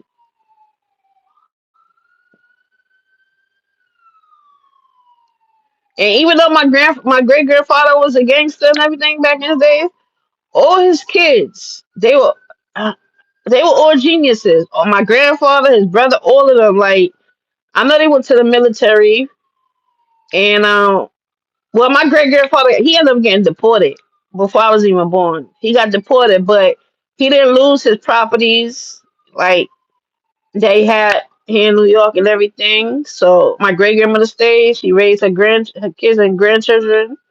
Cause my mom was raised by her dad because her mom, I don't know, I guess she had a rough life or whatever. She was some type of rebel. I don't know. So my mother lived with her father since she was 5 years old, and then her mother ended up passing away when she was 15. So she ain't never really lived with her mom much of her life. And my grandfather, yeah, my mother. It was only my mom and her little sister. They was like a year or two apart. I used to love sitting with my grandfather. He would show me old pictures of my grandma. He was so proud, talking about how fine she was and tap on her butt. Saying she's still the baddest. Yep, yep, yeah. I went to. It was this boy in my neighborhood because like even I was always in smart classes and gifted classes. So most of the time like I'm in school with like Asians and Africans, and it's more diverse than the regular classes, right? And then a nigga from my hood end up in my class. I said, "What are you doing in my class?" Because the nigga. I didn't even know niggas go to school because him and his brother used to do whatever they want. Their mother was ratchet. She was ghetto, and I'm like, what? Like I thought he got in trouble. Maybe they put him in my class for a day or something. But that nigga's in my class, and I realized how really smart that nigga was. I'm like, oh Mel, you mad smart, bro. Like you should stick to it. But the nigga hardly went to school. Like he was always in the streets. And he was quiet though. He was quiet. So he wasn't like known for no trouble. But that nigga, yeah, okay. I watched him. All my mother kids was gifted. All of us. Every baby she popped out was gifted.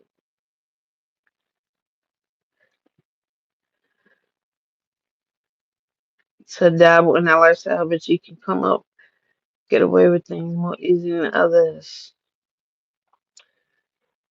You is that can be it too, MGO. But I also think it's demographic. I feel like if I had more to do or was more challenged at school, just speaking for me, I felt like I wouldn't got caught up in the streets because I remember even one of my counselors said that because I used to go to this I was doing Saturday school, and Saturday school was at this it was at a white school too. It was in a white neighborhood. It's a Jewish neighborhood up in like a rich part of the Bronx, Riverdale, and it was a Saturday program. You could go there, whatever, whatever. And when I started going there, I liked the work, but I didn't fit in. I never been around white people before, and they were just being weird. And I was like, I don't know how to be weird. Like y'all just being weird. I can't take this shit. So I feel like it was just it was just my environment. I always told my mother it was my environment because I didn't have a bad household like my household, but my environment. It was just my environment, and I used to beg my parents from young to send me back to Let me go to school in Barbados, and back then you still get beans in school in Barbados. Like in Barbados they still wear uniforms. Girls do not wear pants. They wear skirts. Your skirt all the way up top right under your breast. You gotta wear a belt, your shirt tucked in every day. You still get hit with a paddle. My mom was like, "Oh, no, you're not gonna accept that kind of treatment. You gotta wear a skirt every day." I'm like, I don't care. I just want to go to a school like where like I'm focused on school. I'm not distracted. I come home every day, nigga. Like hey, I was put on all types of programs too. But it's like I still gotta come home. I couldn't live at the programs. My mother always kept me in something. I was always doing something, but I still had to go home. So it was definitely my environment. Yep. It was definitely my environment.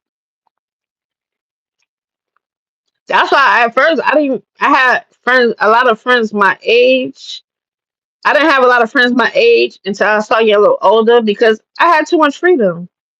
That's why I started hanging out with older kids too. Because I'm like, okay, these kids can't do what I can do. And let me tell you one thing about me, right? When it came to schoolwork, I hated homework. I would come home from school and I would do a little bit of my homework because I used to help my friends with their homework. They used to always ask me to tutor them.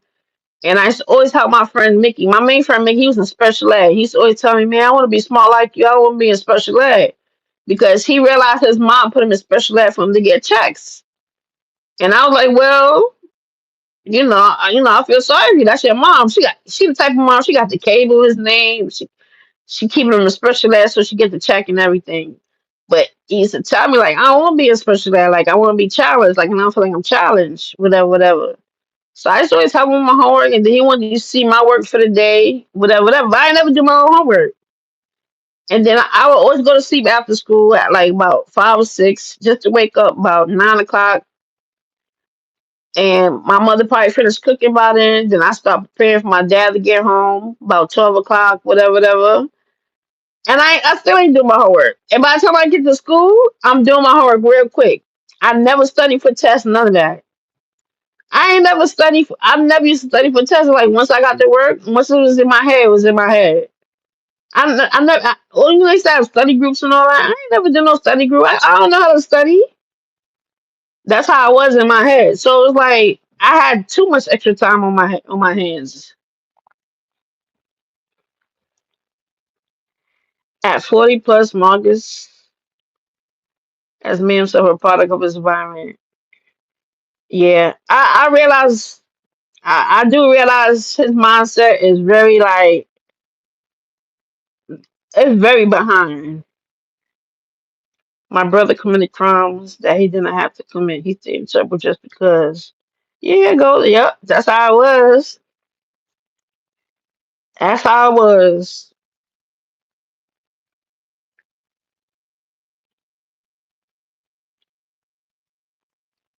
Right, MGO. He said he been making more money. That's why I'm like, when I brought up earlier, I'm like, when Marcus not seeing things, I'm thinking I forgot to mention that too. Like one of those things is probably because he's saying this is the most money, so he's seeing the money, but sometimes you gotta realize like your peak is right before you get knocked down. You gonna hit your peak and you gonna feel like you on top of the world and you gonna get shot right down and there because you distracted by that peak. You think you're doing so good. That's another thing I was saying to myself too. Like, all right, I hope he paying attention because listen, I'm not one of the people that care what people say about me. But listen, if so many people saying the same about you, you definitely got to reflect on it. You definitely got to reflect on it, and nobody's immune to getting caught up in bullshit. If you allow yourself to get caught up in bullshit, you in a tangle web, my boy. You put yourself in a tangle web for no reason.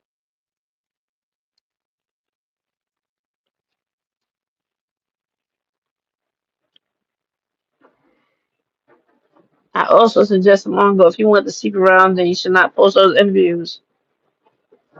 My thing is, if you want to seek around, but why I gotta be why I gotta be people you interview off the street though? Like it's like okay, like why I gotta be them? Why you can't go to a bar, son? Pick up a nice lady from a bar or something. Why I gotta be these bitches that they got a whole sad story and they going through trials and tribulations right now that they absolutely like they at a very low point in life. Why you just can't go pick up somebody else that's more stable, that's more alert? If you want to sleep around, I mean, people sleeping around. Yeah, he like the street. It's girls on the streets he could get that stable. There's girls out there that go to work every day and all that. And they got a little crib somewhere, whatever, whatever. They ain't totally homeless. Maybe they're not all the way up there financially, but they good. Why they gotta be them? Why gotta be these bitches that's like, maybe it is a thing. You know what, too? Kind of think maybe because I think he felt like because his mindset, that patriarchy mindset he got, maybe he felt like, oh, because I feel like he felt like he could help them. Like he felt more beneficial to them because they would be dependent on him to pay him or to do something so minor for him that somebody else can do. Yeah, cheat. Exactly.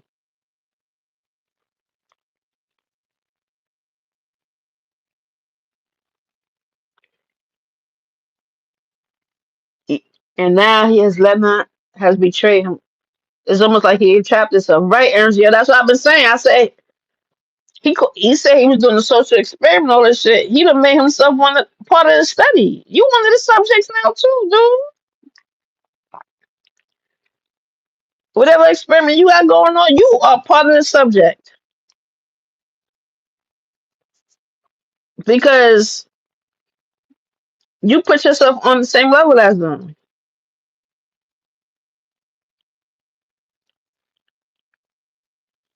Uh, all of the embarrassing reaction that is coming from these different platforms, I will fix me. Yeah, boy, I ain't gonna lie to you. If I was in his shoes and a person like Feisty could come out here and say we had sex and I don't know, dog. I'll definitely sit in the corner and look at myself like the fuck am I doing?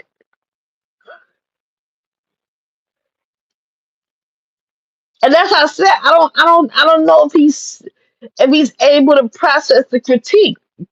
That's what I'm trying to understand. Like you don't see what's strange about this now. Like you don't see what's strange about this.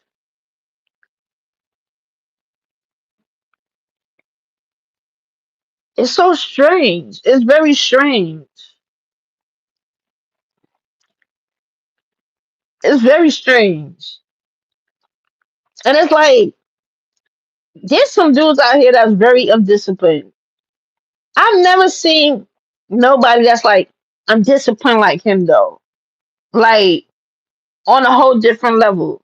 Like he's a different type. Like it's just weird. It's strange. It's strange. I don't know how to explain it. It's strange.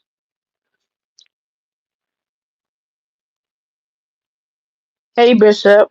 Right. That's what I'm trying to figure out. Then is he embarrassed? Like how does he process this? Because it's like, dude, like what is going like where's the analysis? Where's the self awareness? What's going on? That's what I'm trying to figure out. Like, is he blocking out all the critique, or is he really stuck in a bubble where he think I'm good? Like he looking good, you sounding good, you doing good,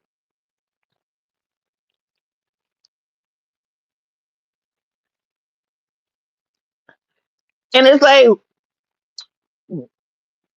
I don't, listen. I don't know. I think I got to talk to a psychiatrist, son, because what I don't understand about him, and I like to understand people. I don't care, and it's not about judgment to understand. I just like to understand different thought processes. Right? His processes is very complex to me, where he gets so curious about people sexually, like just off rip. Like, yeah, we all grown. Sex is part of being grown, but you be worried about everybody. Like everybody don't. When I meet people and I'm cool with people,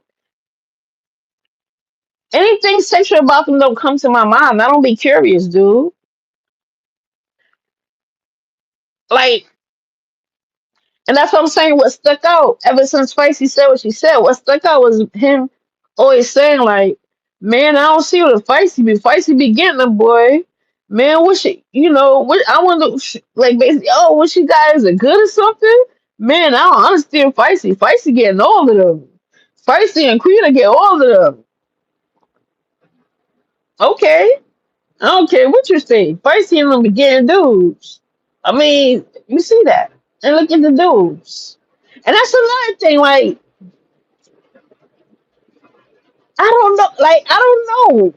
You you was, oh God. Like me as a woman, right? There's even girl code, right?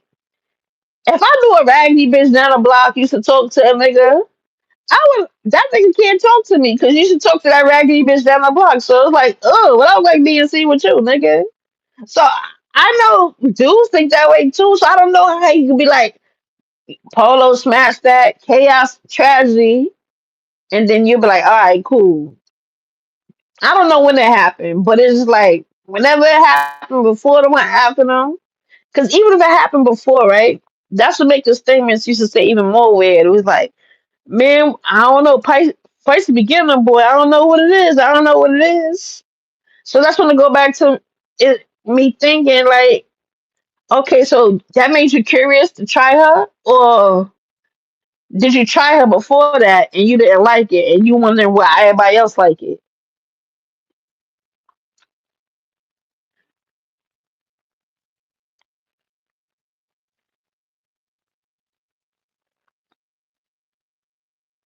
You don't think he's embarrassed because he's still golden? He's still going?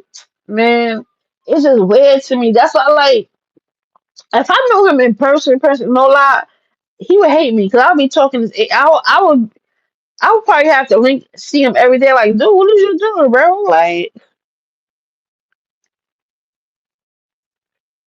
what is going on? You alright, dude? Like, you want to go get some hoes? I'll take you to somewhere to go get some hoes, bro. Like, you ain't gotta fuck with this. You could do better. You could do better than this. You understand? Like, what the fuck?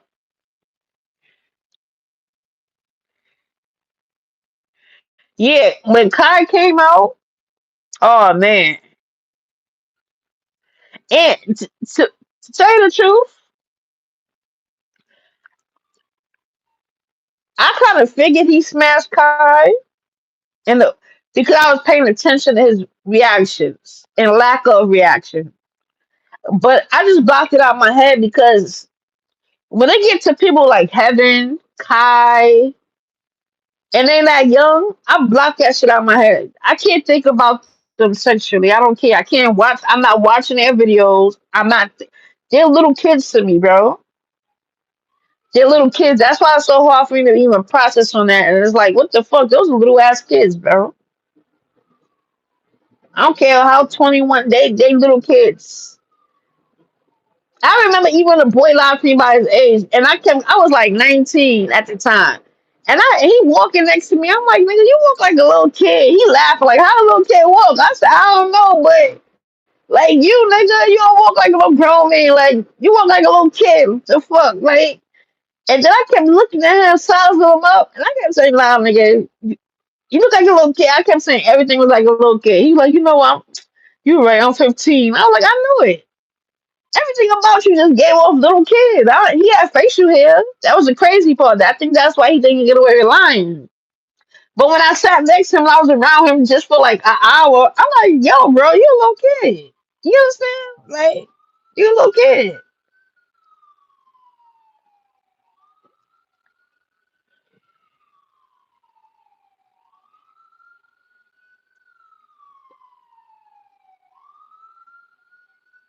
The concern would have been when the dude came out and said that he had the house in Virginia. I don't know, because now that Feisty dropped his bomb, that would look like he kept throwing it on in. He kept saying, "In, you think you worry, in? Oh, it's something we need to know." And it's like, well, was he projecting at this time? Was you projecting? Because you was happy to test her and prove a point for her. So like you talking about, in? Nigga, was you relieved? Was you relieved? Because the fuck, narcissism incapable of embarrassment. That's true, Bishop. That's true. Exactly, MJ. That's how. That's what I say. He's immature in that mindset because he think because you could. That's why I'm be telling him like anybody could pull dudes. Marcus definitely should not be giving relationship advice. Just like he was telling Kate, yeah, because girls like you more, when other girls like you. That's a little boy mentality. Where you get that from? He be really saying shit that I hear from like high schoolers and college kids. And I be like, damn, like, nigga, you older than me. What the fuck is wrong with you? How you think, nigga?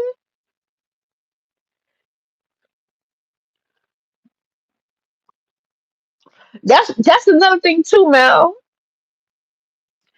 He always wanna reward her for basic shit.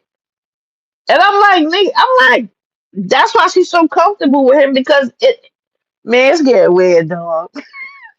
Because at first I used to be like, why she was calling like that's her nigga? Like he always running to the rescue, right? Like the man said, like he left him to rescue her because he claimed he addicted to the content, right? But I was like, ain't nobody addicted to content. I don't care what nobody say. That's not something to be addicted to. It's something else that just keep make you pull out. Because I don't. If you comfortable money wise, there's nothing that gotta always keep pulling you. Whatever. People chase the money, yes, but to say you're addicted to making content, no. Because if you was addicted to making content, in my opinion, you would have been making different types of content at one time instead of focusing on the same storyline people. But when I realized like she kept calling him and he kept answering her and rewarding her. That's why last time when he was like, "Oh, she asked about a wig." I'm like, "Nigga, you sleeping with all these dudes. Why you asking Marcus to buy you stuff? The niggas you giving your coochie to should be the one buying you something simple. They can't buy you a T-shirt. Can't buy you buying her outfits and all this. These niggas is the one laying with you every night. They can't buy you a T-shirt, a wig, no nothing, nigga. And then she spending her come to find out she spending her money on these niggas. And he just enabling, like, yeah, if you do this, I'll buy this for you. If you do this, I'll buy it. No, that's just enabling her just to keep doing what she's doing.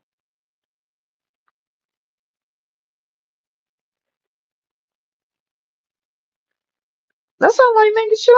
No,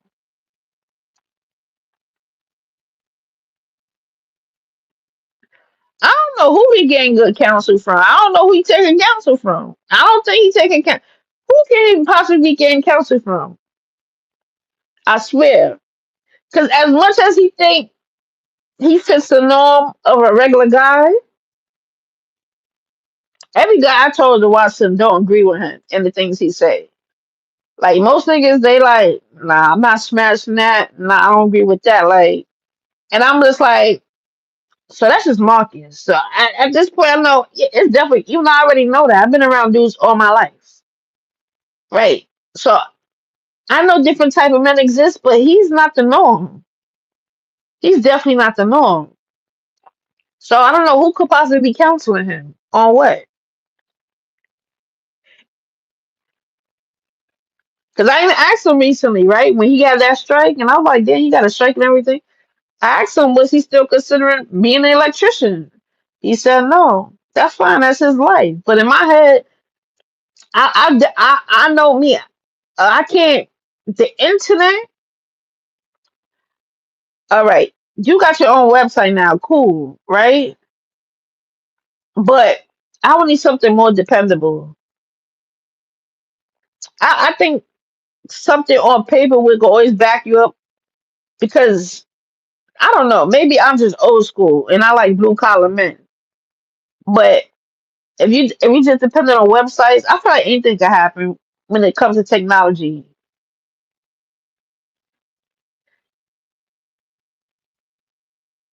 Oh yeah, smoker. But the biggest question is what makes them feel comfortable saying I ain't putting that little white boy into because of consequence, but it's okay.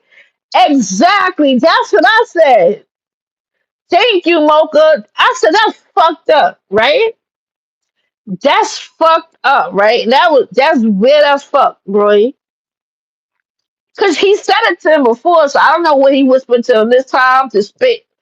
He probably spit a little slick talk in there, try to throw him off, whatever, whatever. But you said it out loud and you said it already. Oh, can't put that white boy in there. The folks will really be after me. And my thing is, why would the folks be after you if you're doing everything correct? If you're doing everything legit, how does a white boy jeopardize what you got going on? White people do porn too. White people do porn too. So why would that be an anomaly? And why would he stick out like a sore thumb to the point where now it's a caution now it's now it's a cautionary sign around you or him referring to you. So you can't use the white boy. He now that shit. I ain't gonna lie. That shit threw me off too. I'm like, what the fuck you mean? Like, nah, throw that white boy on there. He want to be on there. Throw his ass on there too.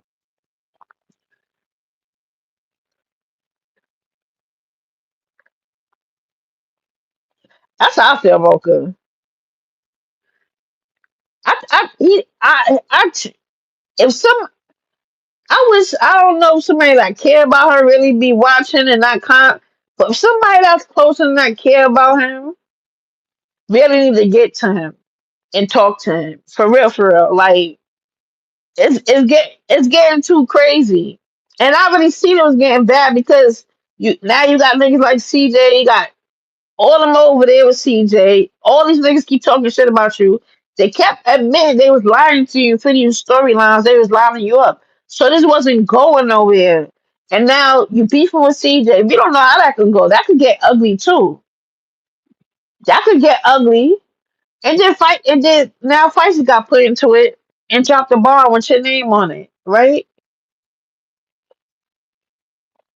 Everything is not going good. The money, yeah, you get money in, but more money, more problems. Remember that? I remember that saying too. More money, more problems. And I believe in that. I know that. I've been through that too. More money, more problems.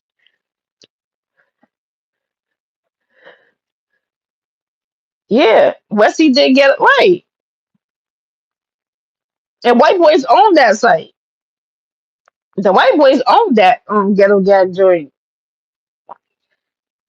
That's the thing, MJ, but what he listen. My thing is I know he must know it all, but somebody gotta talk to him. Somebody gotta be his ear. That's like close to be able to be his ear because it's like you too reckless, dude, and it's like you too blind, and you always think you good, you good, you good. Nah, bro, you're not good.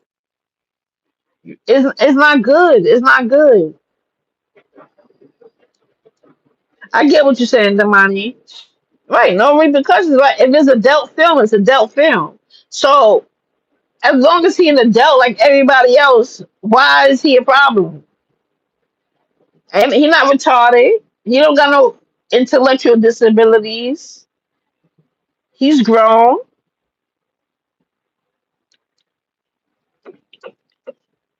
That's the thing, Mocha. I don't know. I don't know. I don't.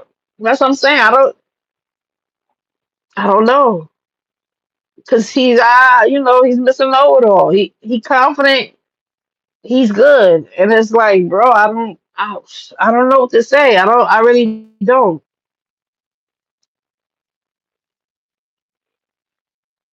I don't know what to say. I don't. That's what I'm just watching. I'm just watching like everybody else.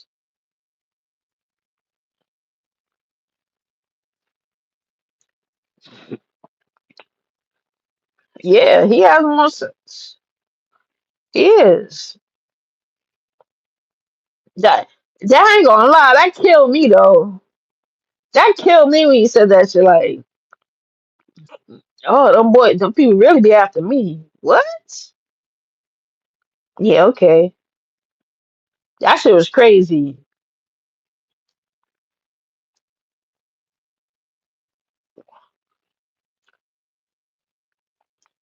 If Feisty was lying to him, there.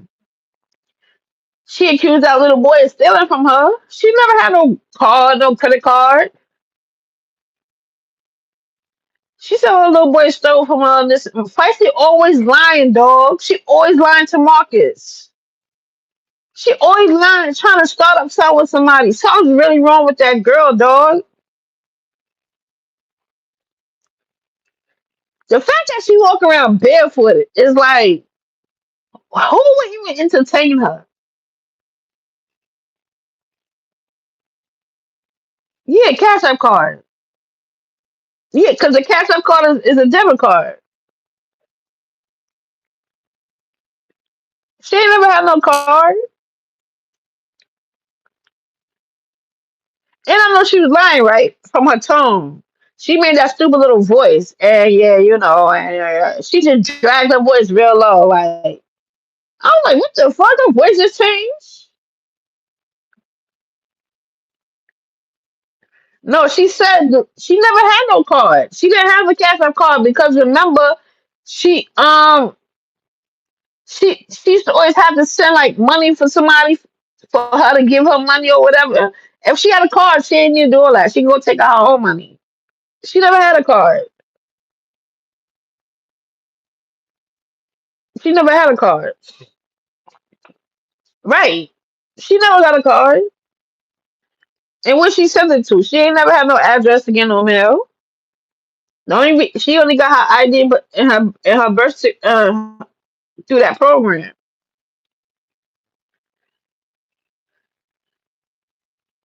Yeah, Boca, right. I heard that. That's what I'm like. So I went to her because that's when she confirmed that. Like, yeah, it's the truth. So she didn't back down. I'm like, oh, excuse me. And she was talking buku shit like, yeah, because I care about my kids and this and that. And then she was like, yeah, y'all can send me a cash app. I was like, what the fuck? I should just missed that. She want people to wish her daughter happy birthday. And that's another thing. Why you, I thought both your baby fathers told you, stop saying people's name. Your kids ain't whatever. Stop saying they fucking name, and you still telling people your kids' names and mentioning they fucking name. That was that's all they want you to do is stop that. And you out here still talking about like talking about she tried and they don't want like no, don't put that on them. I heard when the first one, the boy's father, the way she why you don't understand that? I won't let you talk to my kids either. First of all, you're a liar. You're a pathological liar. You don't know how to have a meaningful and genuine conversation. And then you talk in circles. You're not talking to my kid either until you get yourself right. Like, you're not going to be confusing my kids. And then next thing you know, you talking babble to them today. Then next time they're going to hear from you is August 30th. You talking like that's not consistent. That's just more traumatic to them. Because now they're getting stupid interactions with you for no reason. That leads to nowhere, but more disappointment. No, just get your shit together. Remember, MJ, she had the nerve to ask us. She's like, yeah, I'm going to get my kids. I'm going to get my kids for some. I remember she said, she had the nerve to say, we could send her the money so she could take her kids to the amusement park, to Six Flags. So I'm like, bitch, why we got to pay for your kids? Bitch, you crazy? Your fucking kids. Yeah, I don't watch the rag there either. I don't watch them. I don't. They boring. They hypocrites.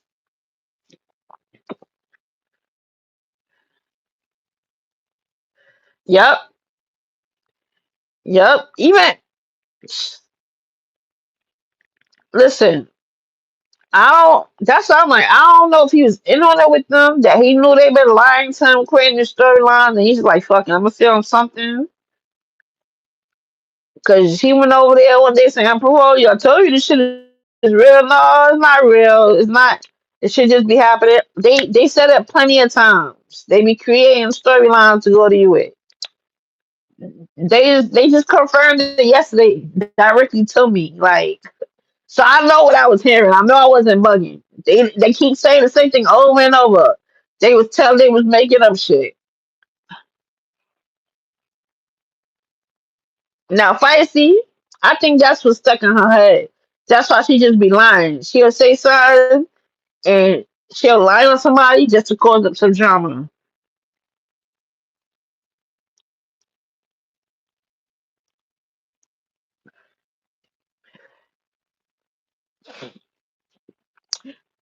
And honestly, I don't. What that girl that felt sorry for chaos. I'm kind of glad. Uh, I'm kind of glad that hold on, my nose is mad stuffy. I don't know it. Excuse me. I had a yawn. I can't breathe out my nose. What I was saying? Oh, they panhandle. What I was saying? Uh, yes, even before they made the call, yeah, they fake and they enablers. Yeah, but he set himself up for that by encouraging him not to be born. Right. That's what.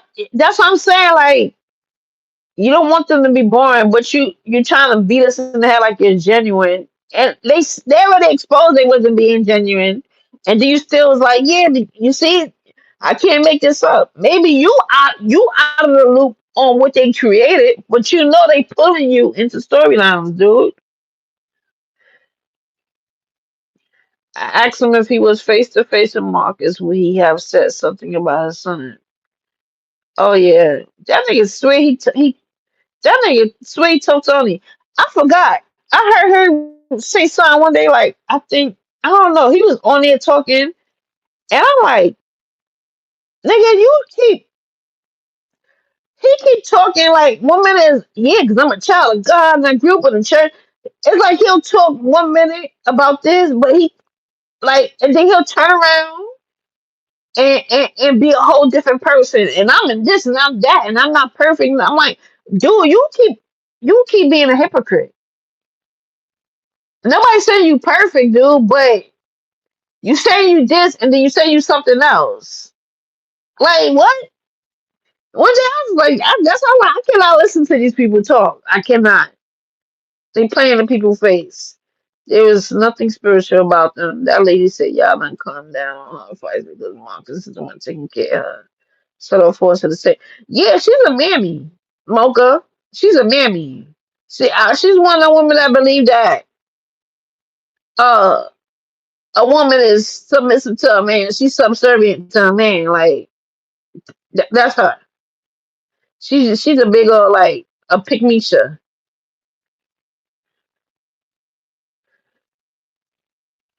Yeah, they fake as hell. They fake. They fake as fuck.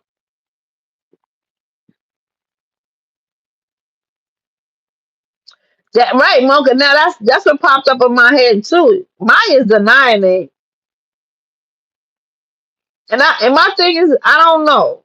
I don't I don't know because I know she likes to she likes is she likes to pick at Maya too though. She likes to go to K3 and then smile in Maya's face and then go back to K3 and start some shit between them.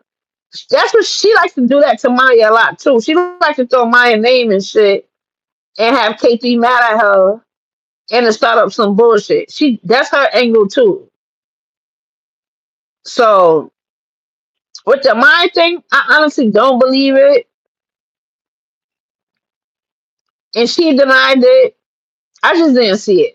So I don't know. I can't say he's a liar or not, but I know she likes to throw Maya under the bus. And I told K3 about that to himself too, because he likes to bring up my name and throw her under the bus too. And I'm like, bro, that's a girl.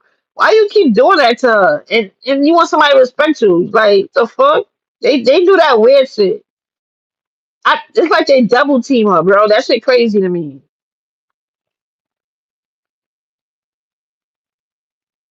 Yeah, she is a liar. Hell yeah, Maya's a liar. Hell yeah, she's a liar. She's lying too. I I don't know. I don't know. She's so stuck on K3, and I just like, I don't know. I know everybody different, but it's like, girl, you got two kids, and you chasing this broke ass nigga? Two? I can imagine being broke with one kid, but two? I'm not. I can't even think about a nigga. You ain't doing nothing for me. You're not even on my mind, nigga. You better go get yourself together, then I'll pay you some attention. But in the meantime, let me take care of my babies. What the fuck? You wanna hop on pillows and shit? I don't know. Maybe she, she, she, she's also sucked into the clout. She got some cash app. She got a makeover. You know, she got a hotel room or Airbnb, whatever that was. So she into the bullshit too. She ain't innocent.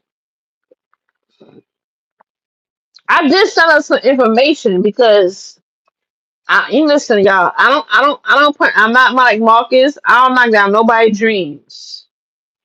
But she said she want to go to nursing school. I'm a nurse. I know how hard nursing school is. And to be realistic, she has two babies. She is not going to get through nursing school right now with them two babies and no help. She is not. I'm just keeping it real. So I sent her some information from Gwinnett Technical College for the they got another name for it, but I know it as a surgical tech. It's them people that work in a surgery room that sterilize all the equipment. They get paid great money, dog. They get paid good, easy money. And all they gotta do is sterilize the equipment for the surgeon and clean it when the surgeon done and set it up. That's all the job is, and they get paid mad money. It's an easy job. You don't need it, and it's not like you gotta go to school for years for it. It's a certification.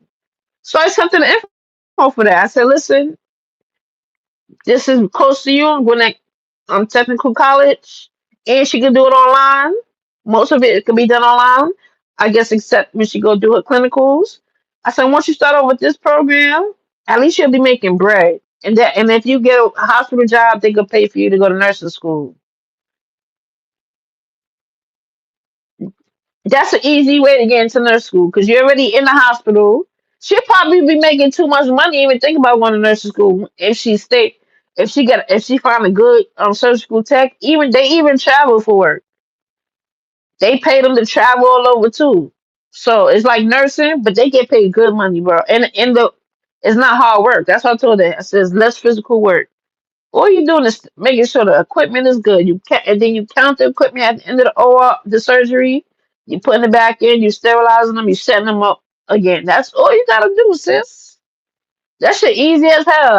Cause I was telling my daughter to do that, but it's a good job. I seen people do it. I was even thinking, shit, I should have did that. I should have did surgical tech instead of nursing. Shit, my body hurt, but I told her to do that.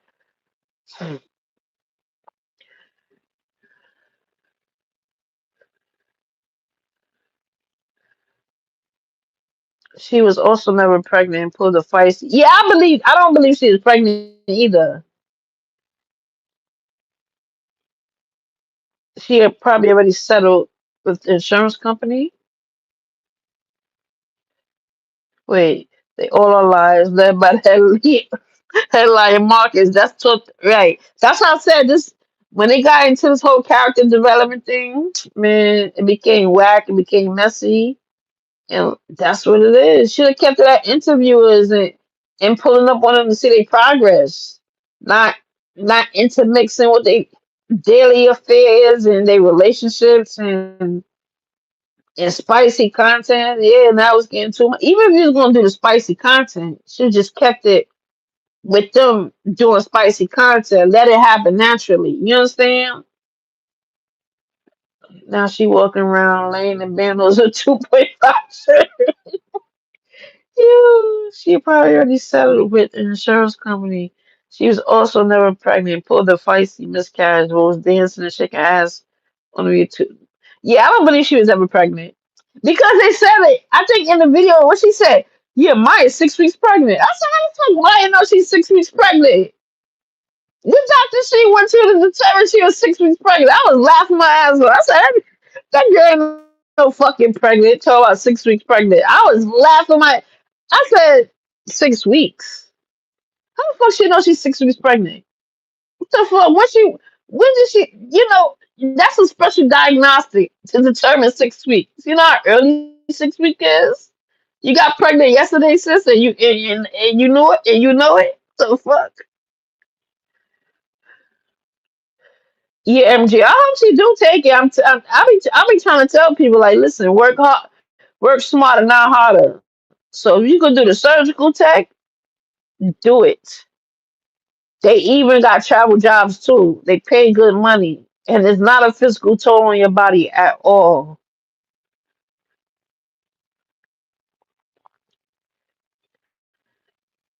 Well, because she's at her mom's house with the kids now. She stayed there ever since she left the hotel. They don't want to do better. Their mentality tells them one day, someday they will be. Yeah, that's the problem. They worry about YouTube. Yep. Yep. Yeah, yeah, keep the babies home. Like, I know I did see somebody make a comment about a baby. Oh, it's Bill Cosby. But it's true. She need to brush that little boy hair because he really would be. I don't know what another name for it. But when I was growing up, we called it BDBs. BDBs. He got the BDBs in his hair, and it's like, sis, his scalp needs to get adjusted to you touching it because now when he ready to go get haircuts and you brush it, that nigga gonna spaz the fuck out because he ain't used to touching his head. Put some coconut oil on that bitch and a brush and a do rag. He should not be walking around with BDBs in his hair. Should be brushing it and greasing his scalp, moisturizing his scalp. Because when they said something about give him a haircut, I said that baby ain't ready for no haircut. She ain't put a brush to his head. You put him in that chair and them clippers start going off, he gonna freak the fuck out. He not used to his head being touched.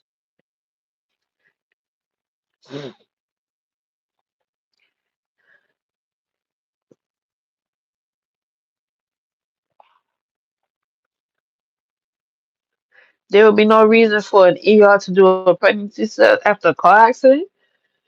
Who was in the car accident?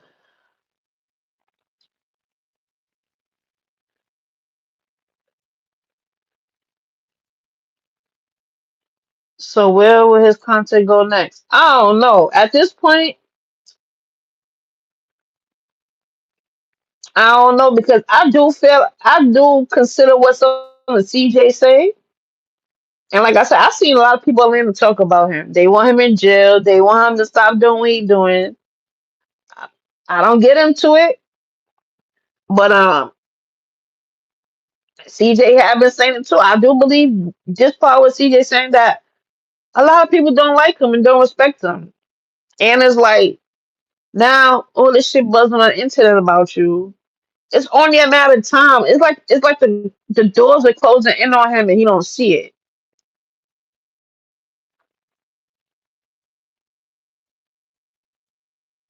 His concept is to go to church. Man, he went to church. People talking about that. I didn't even see that video. I remember he went live. I think that's when T got baptized. Girl, he went to church that time. People was talking about it.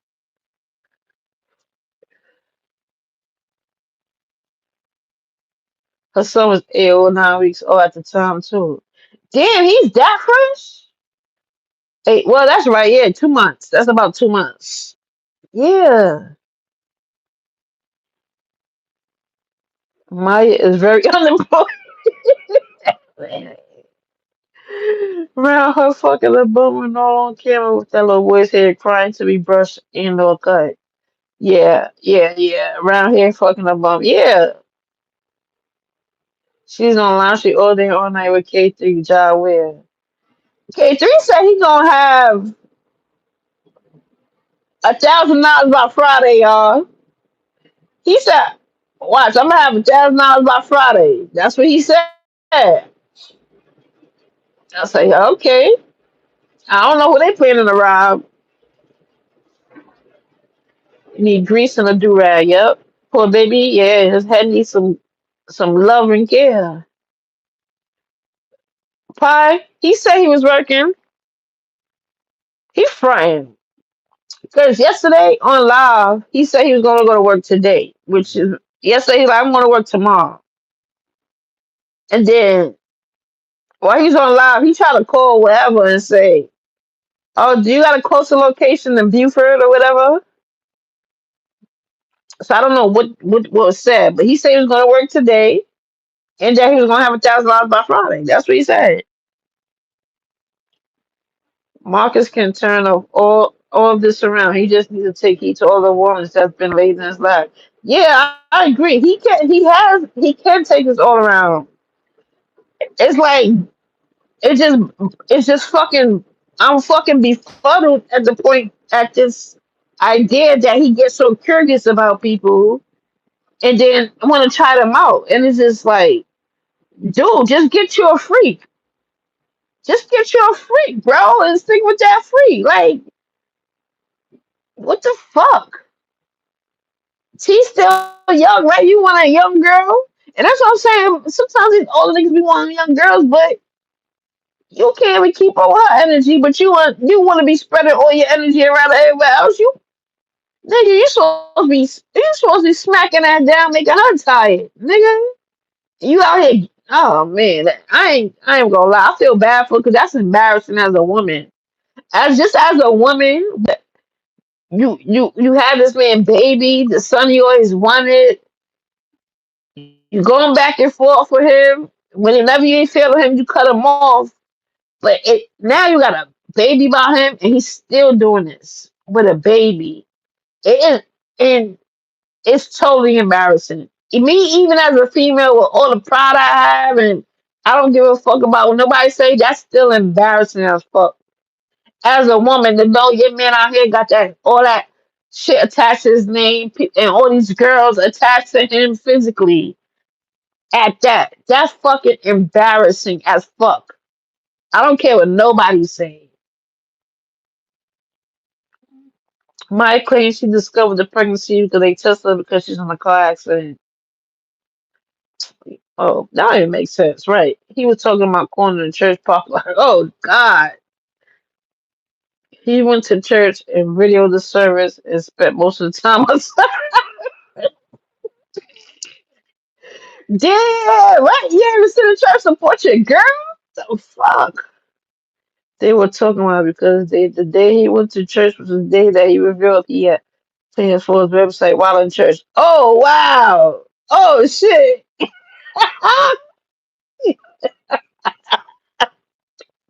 This is funny, but it's not funny. Wow, he stepped out of church to announce that. Damn, dude, you said in church. You, what the fuck? Marcus, come to New York City. Come to New York. Let's have a sit down and talk.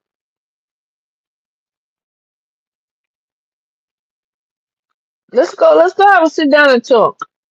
Cause, bro, come on now. Come on. Everything and then all right, even if some things cross your mind, it don't have to be said out loud, bro. You can plan things accordingly without everything being said out loud. You can line shit up just to happen and let it happen and let people figure it out. But damn, it's like I think he has his impulse. His impulse is lacking. That's probably what it is.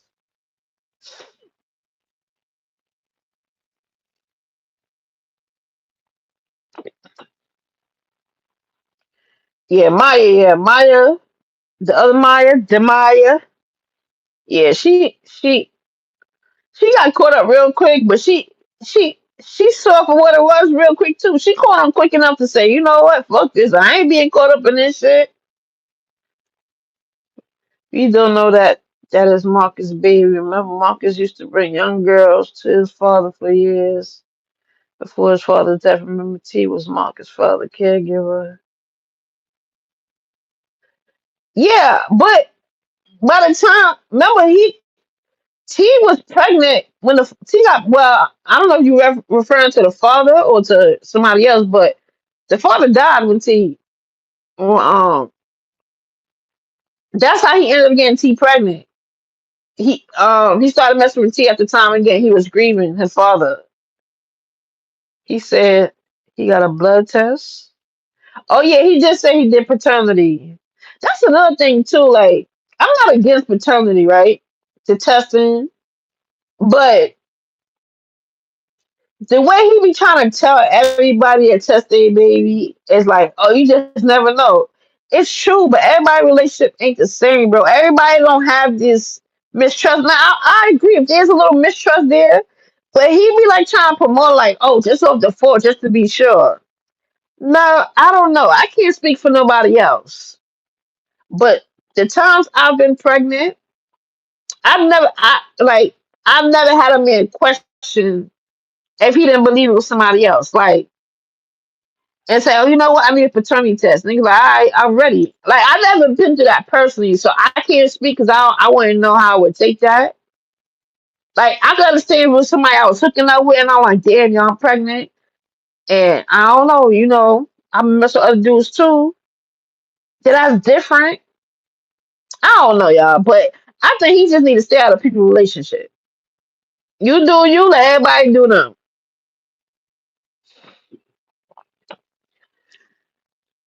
Margaret said T is good. She gets her hair done. She gets her nails done. She gets her bills paid. She living her best. Bishop, I think you missed it. We addressed that.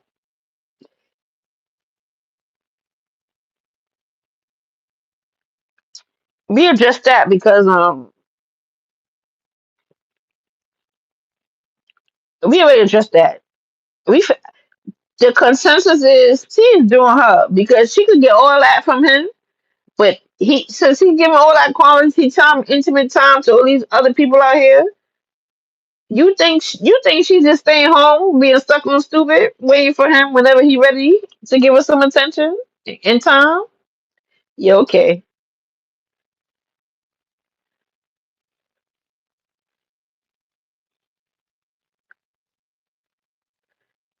Oh Lord.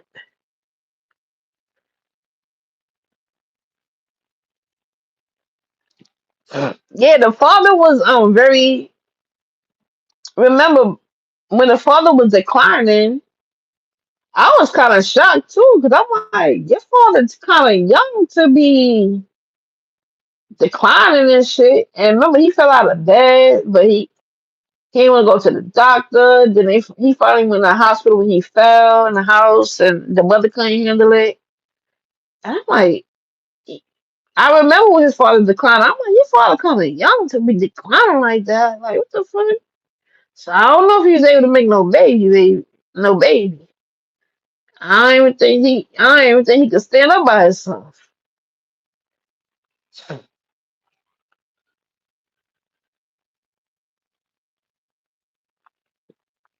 No, I agree, MGO. That's what I said in their relationship, yeah, but he be trying to tell that to everybody else. Like, dude, stay out of people's relationship. You ain't trying to give advice.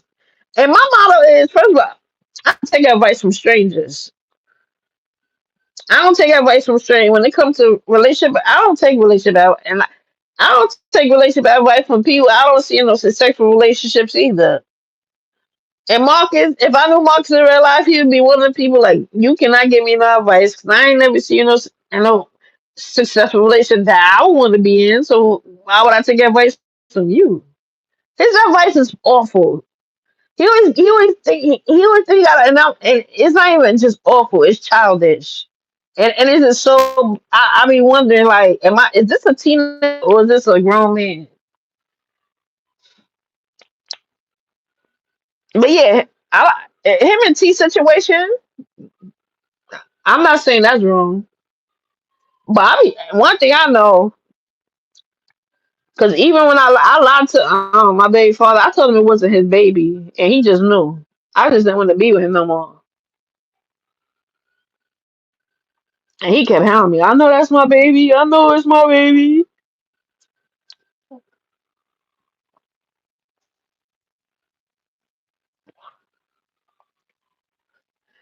Nigga kept dreaming of it. Before I even got pregnant, he used to always dream. I keep having a dream you're gonna have my daughter. I'm like, what? I never like that. We just fucking around.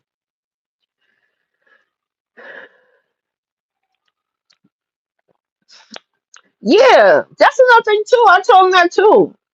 Like, all right, I'm not into medications either, right? But I'm not into telling people what to do, especially if you start on it.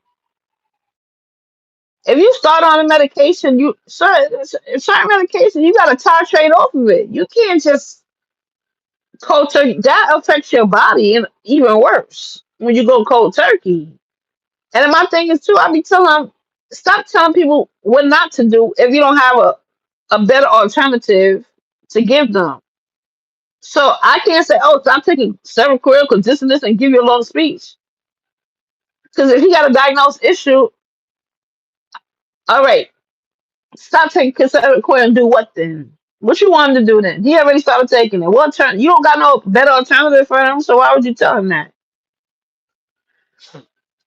Yeah, it's a mood stabilizer.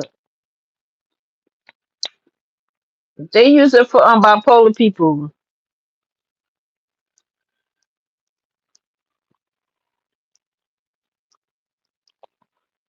And my thing is like, I don't know. I just really be thinking about the women in his life, like his daughters, even T. I always think about that. I'm like, damn, like I'm big. I don't know. I guess I come from a family like that. Like I'm big on representing you. Even like me and my man on the same type of time. Don't embarrass me. Like when I'm not around you, I'm not doing nothing to embarrass my man. Nobody can talk about my man. Nobody gonna have nothing to say about me and go back to my man or talk anything. There's no rumors go about me. Nobody can say no shit about me doing something and embarrass my man and got him out here looking stupid. I was always big on. Don't ever have me looking stupid. Don't ever have. If I'm your girl, I would never have no nigga looking stupid. You would never have me looking stupid. That's just sick. I don't. I think that's a very big part of commitment. You ain't gotta be on my ass, and I ain't gonna be on your ass. But just I gotta trust no that. Yeah, because once you make me look stupid, yeah, I think I don't know. It's over. Don't ever have me looking stupid. Simple as that.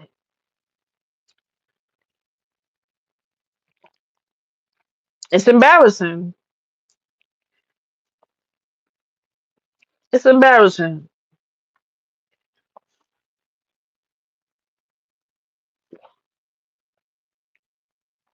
That's why Quita, when she went live that time,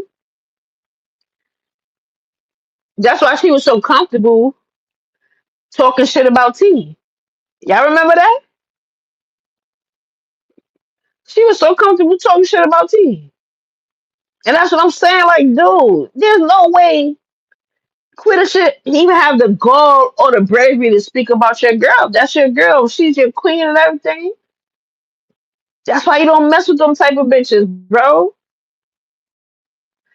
Good night, MGO. Good night. This is why this if you gonna do you, but don't do you where you. It's just like, oh man, I don't know, bro. You got the game all fucked up, bro. You got the game all fucked up.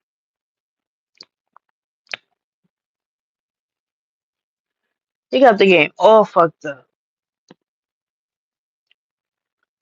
And like I said, it go back to his thinking process, which I don't know how to even address, because it's like, why are you so curious about people that sexually, bro? Like,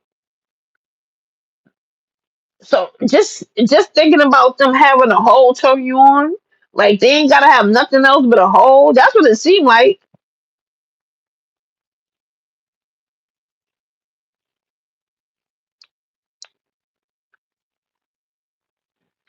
The question is, how can he lay up and talk about his home with the trick? How deep was it? Right, that's what I'm saying. There's no. That's my thing. Like, that's why even if I start messing with a dude, right? I don't. and he come talk to me about another woman, I don't. That's a turn off for me. Why you telling me about that girl? So my thing, she should never feel comfortable having anything to say about you. Why she even know her name? That's how I be. The bitch don't even know my name. Don't why the bitch know my name? The fuck you mean?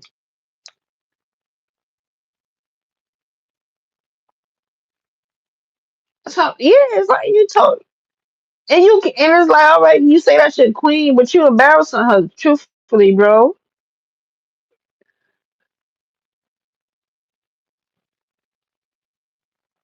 That's how I feel. Like I don't really get in his personal life, but that's just my honest opinion. You embarrassing your lady, bro. You embarrassing your lady and your daughters. I don't care how much they love you. Yeah, they love you, but bro, you got people out here talking about you crazy.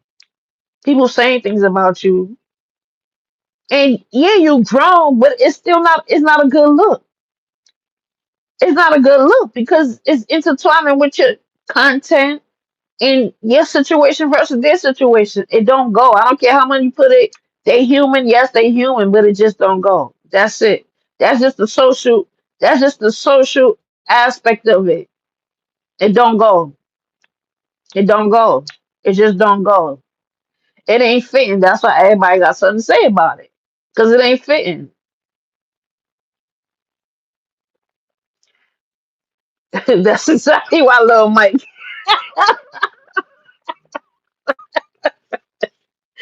behaved the way she did. He made pillow promises to her. She thought she was right. Yeah. Cause he knew, like we knew, Quita was into him. But he kept trying to throw her off like, nah, I ain't no good for you. I ain't no this, I ain't, not me. I ain't no good boyfriend. I ain't no good this. Alright, you telling her you ain't no good boyfriend, right? You cross a certain boundaries with her. You shouldn't cross, and then she know you got a baby mom. So it's like clearly, if you entertaining her flirtatious ways and all that, she know you don't respect your woman. That's why she was, and you talking to her about your woman. That's why she was able to speak on your woman. There's no way she should be able to say anything about your baby moms, bro. And I stand on that. If you're gonna be in the game, be in the game for real. But you're not. You playing ball with crackheads, bro. That's it. You on the court with a whole bunch of lackeys and slackies. They can't get the ball in the hoop.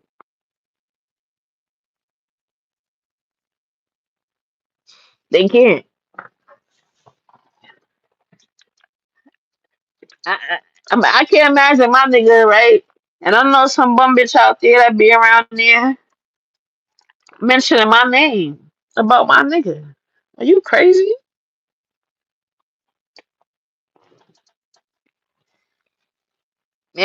So I don't. Ain't nobody can convince T. Ain't no T. T got her play. T put doing her thing too. She gotta be. Ain't no way. She don't give me stupid bro vibes at all. She not stupid. She not stupid at all. Excuse me.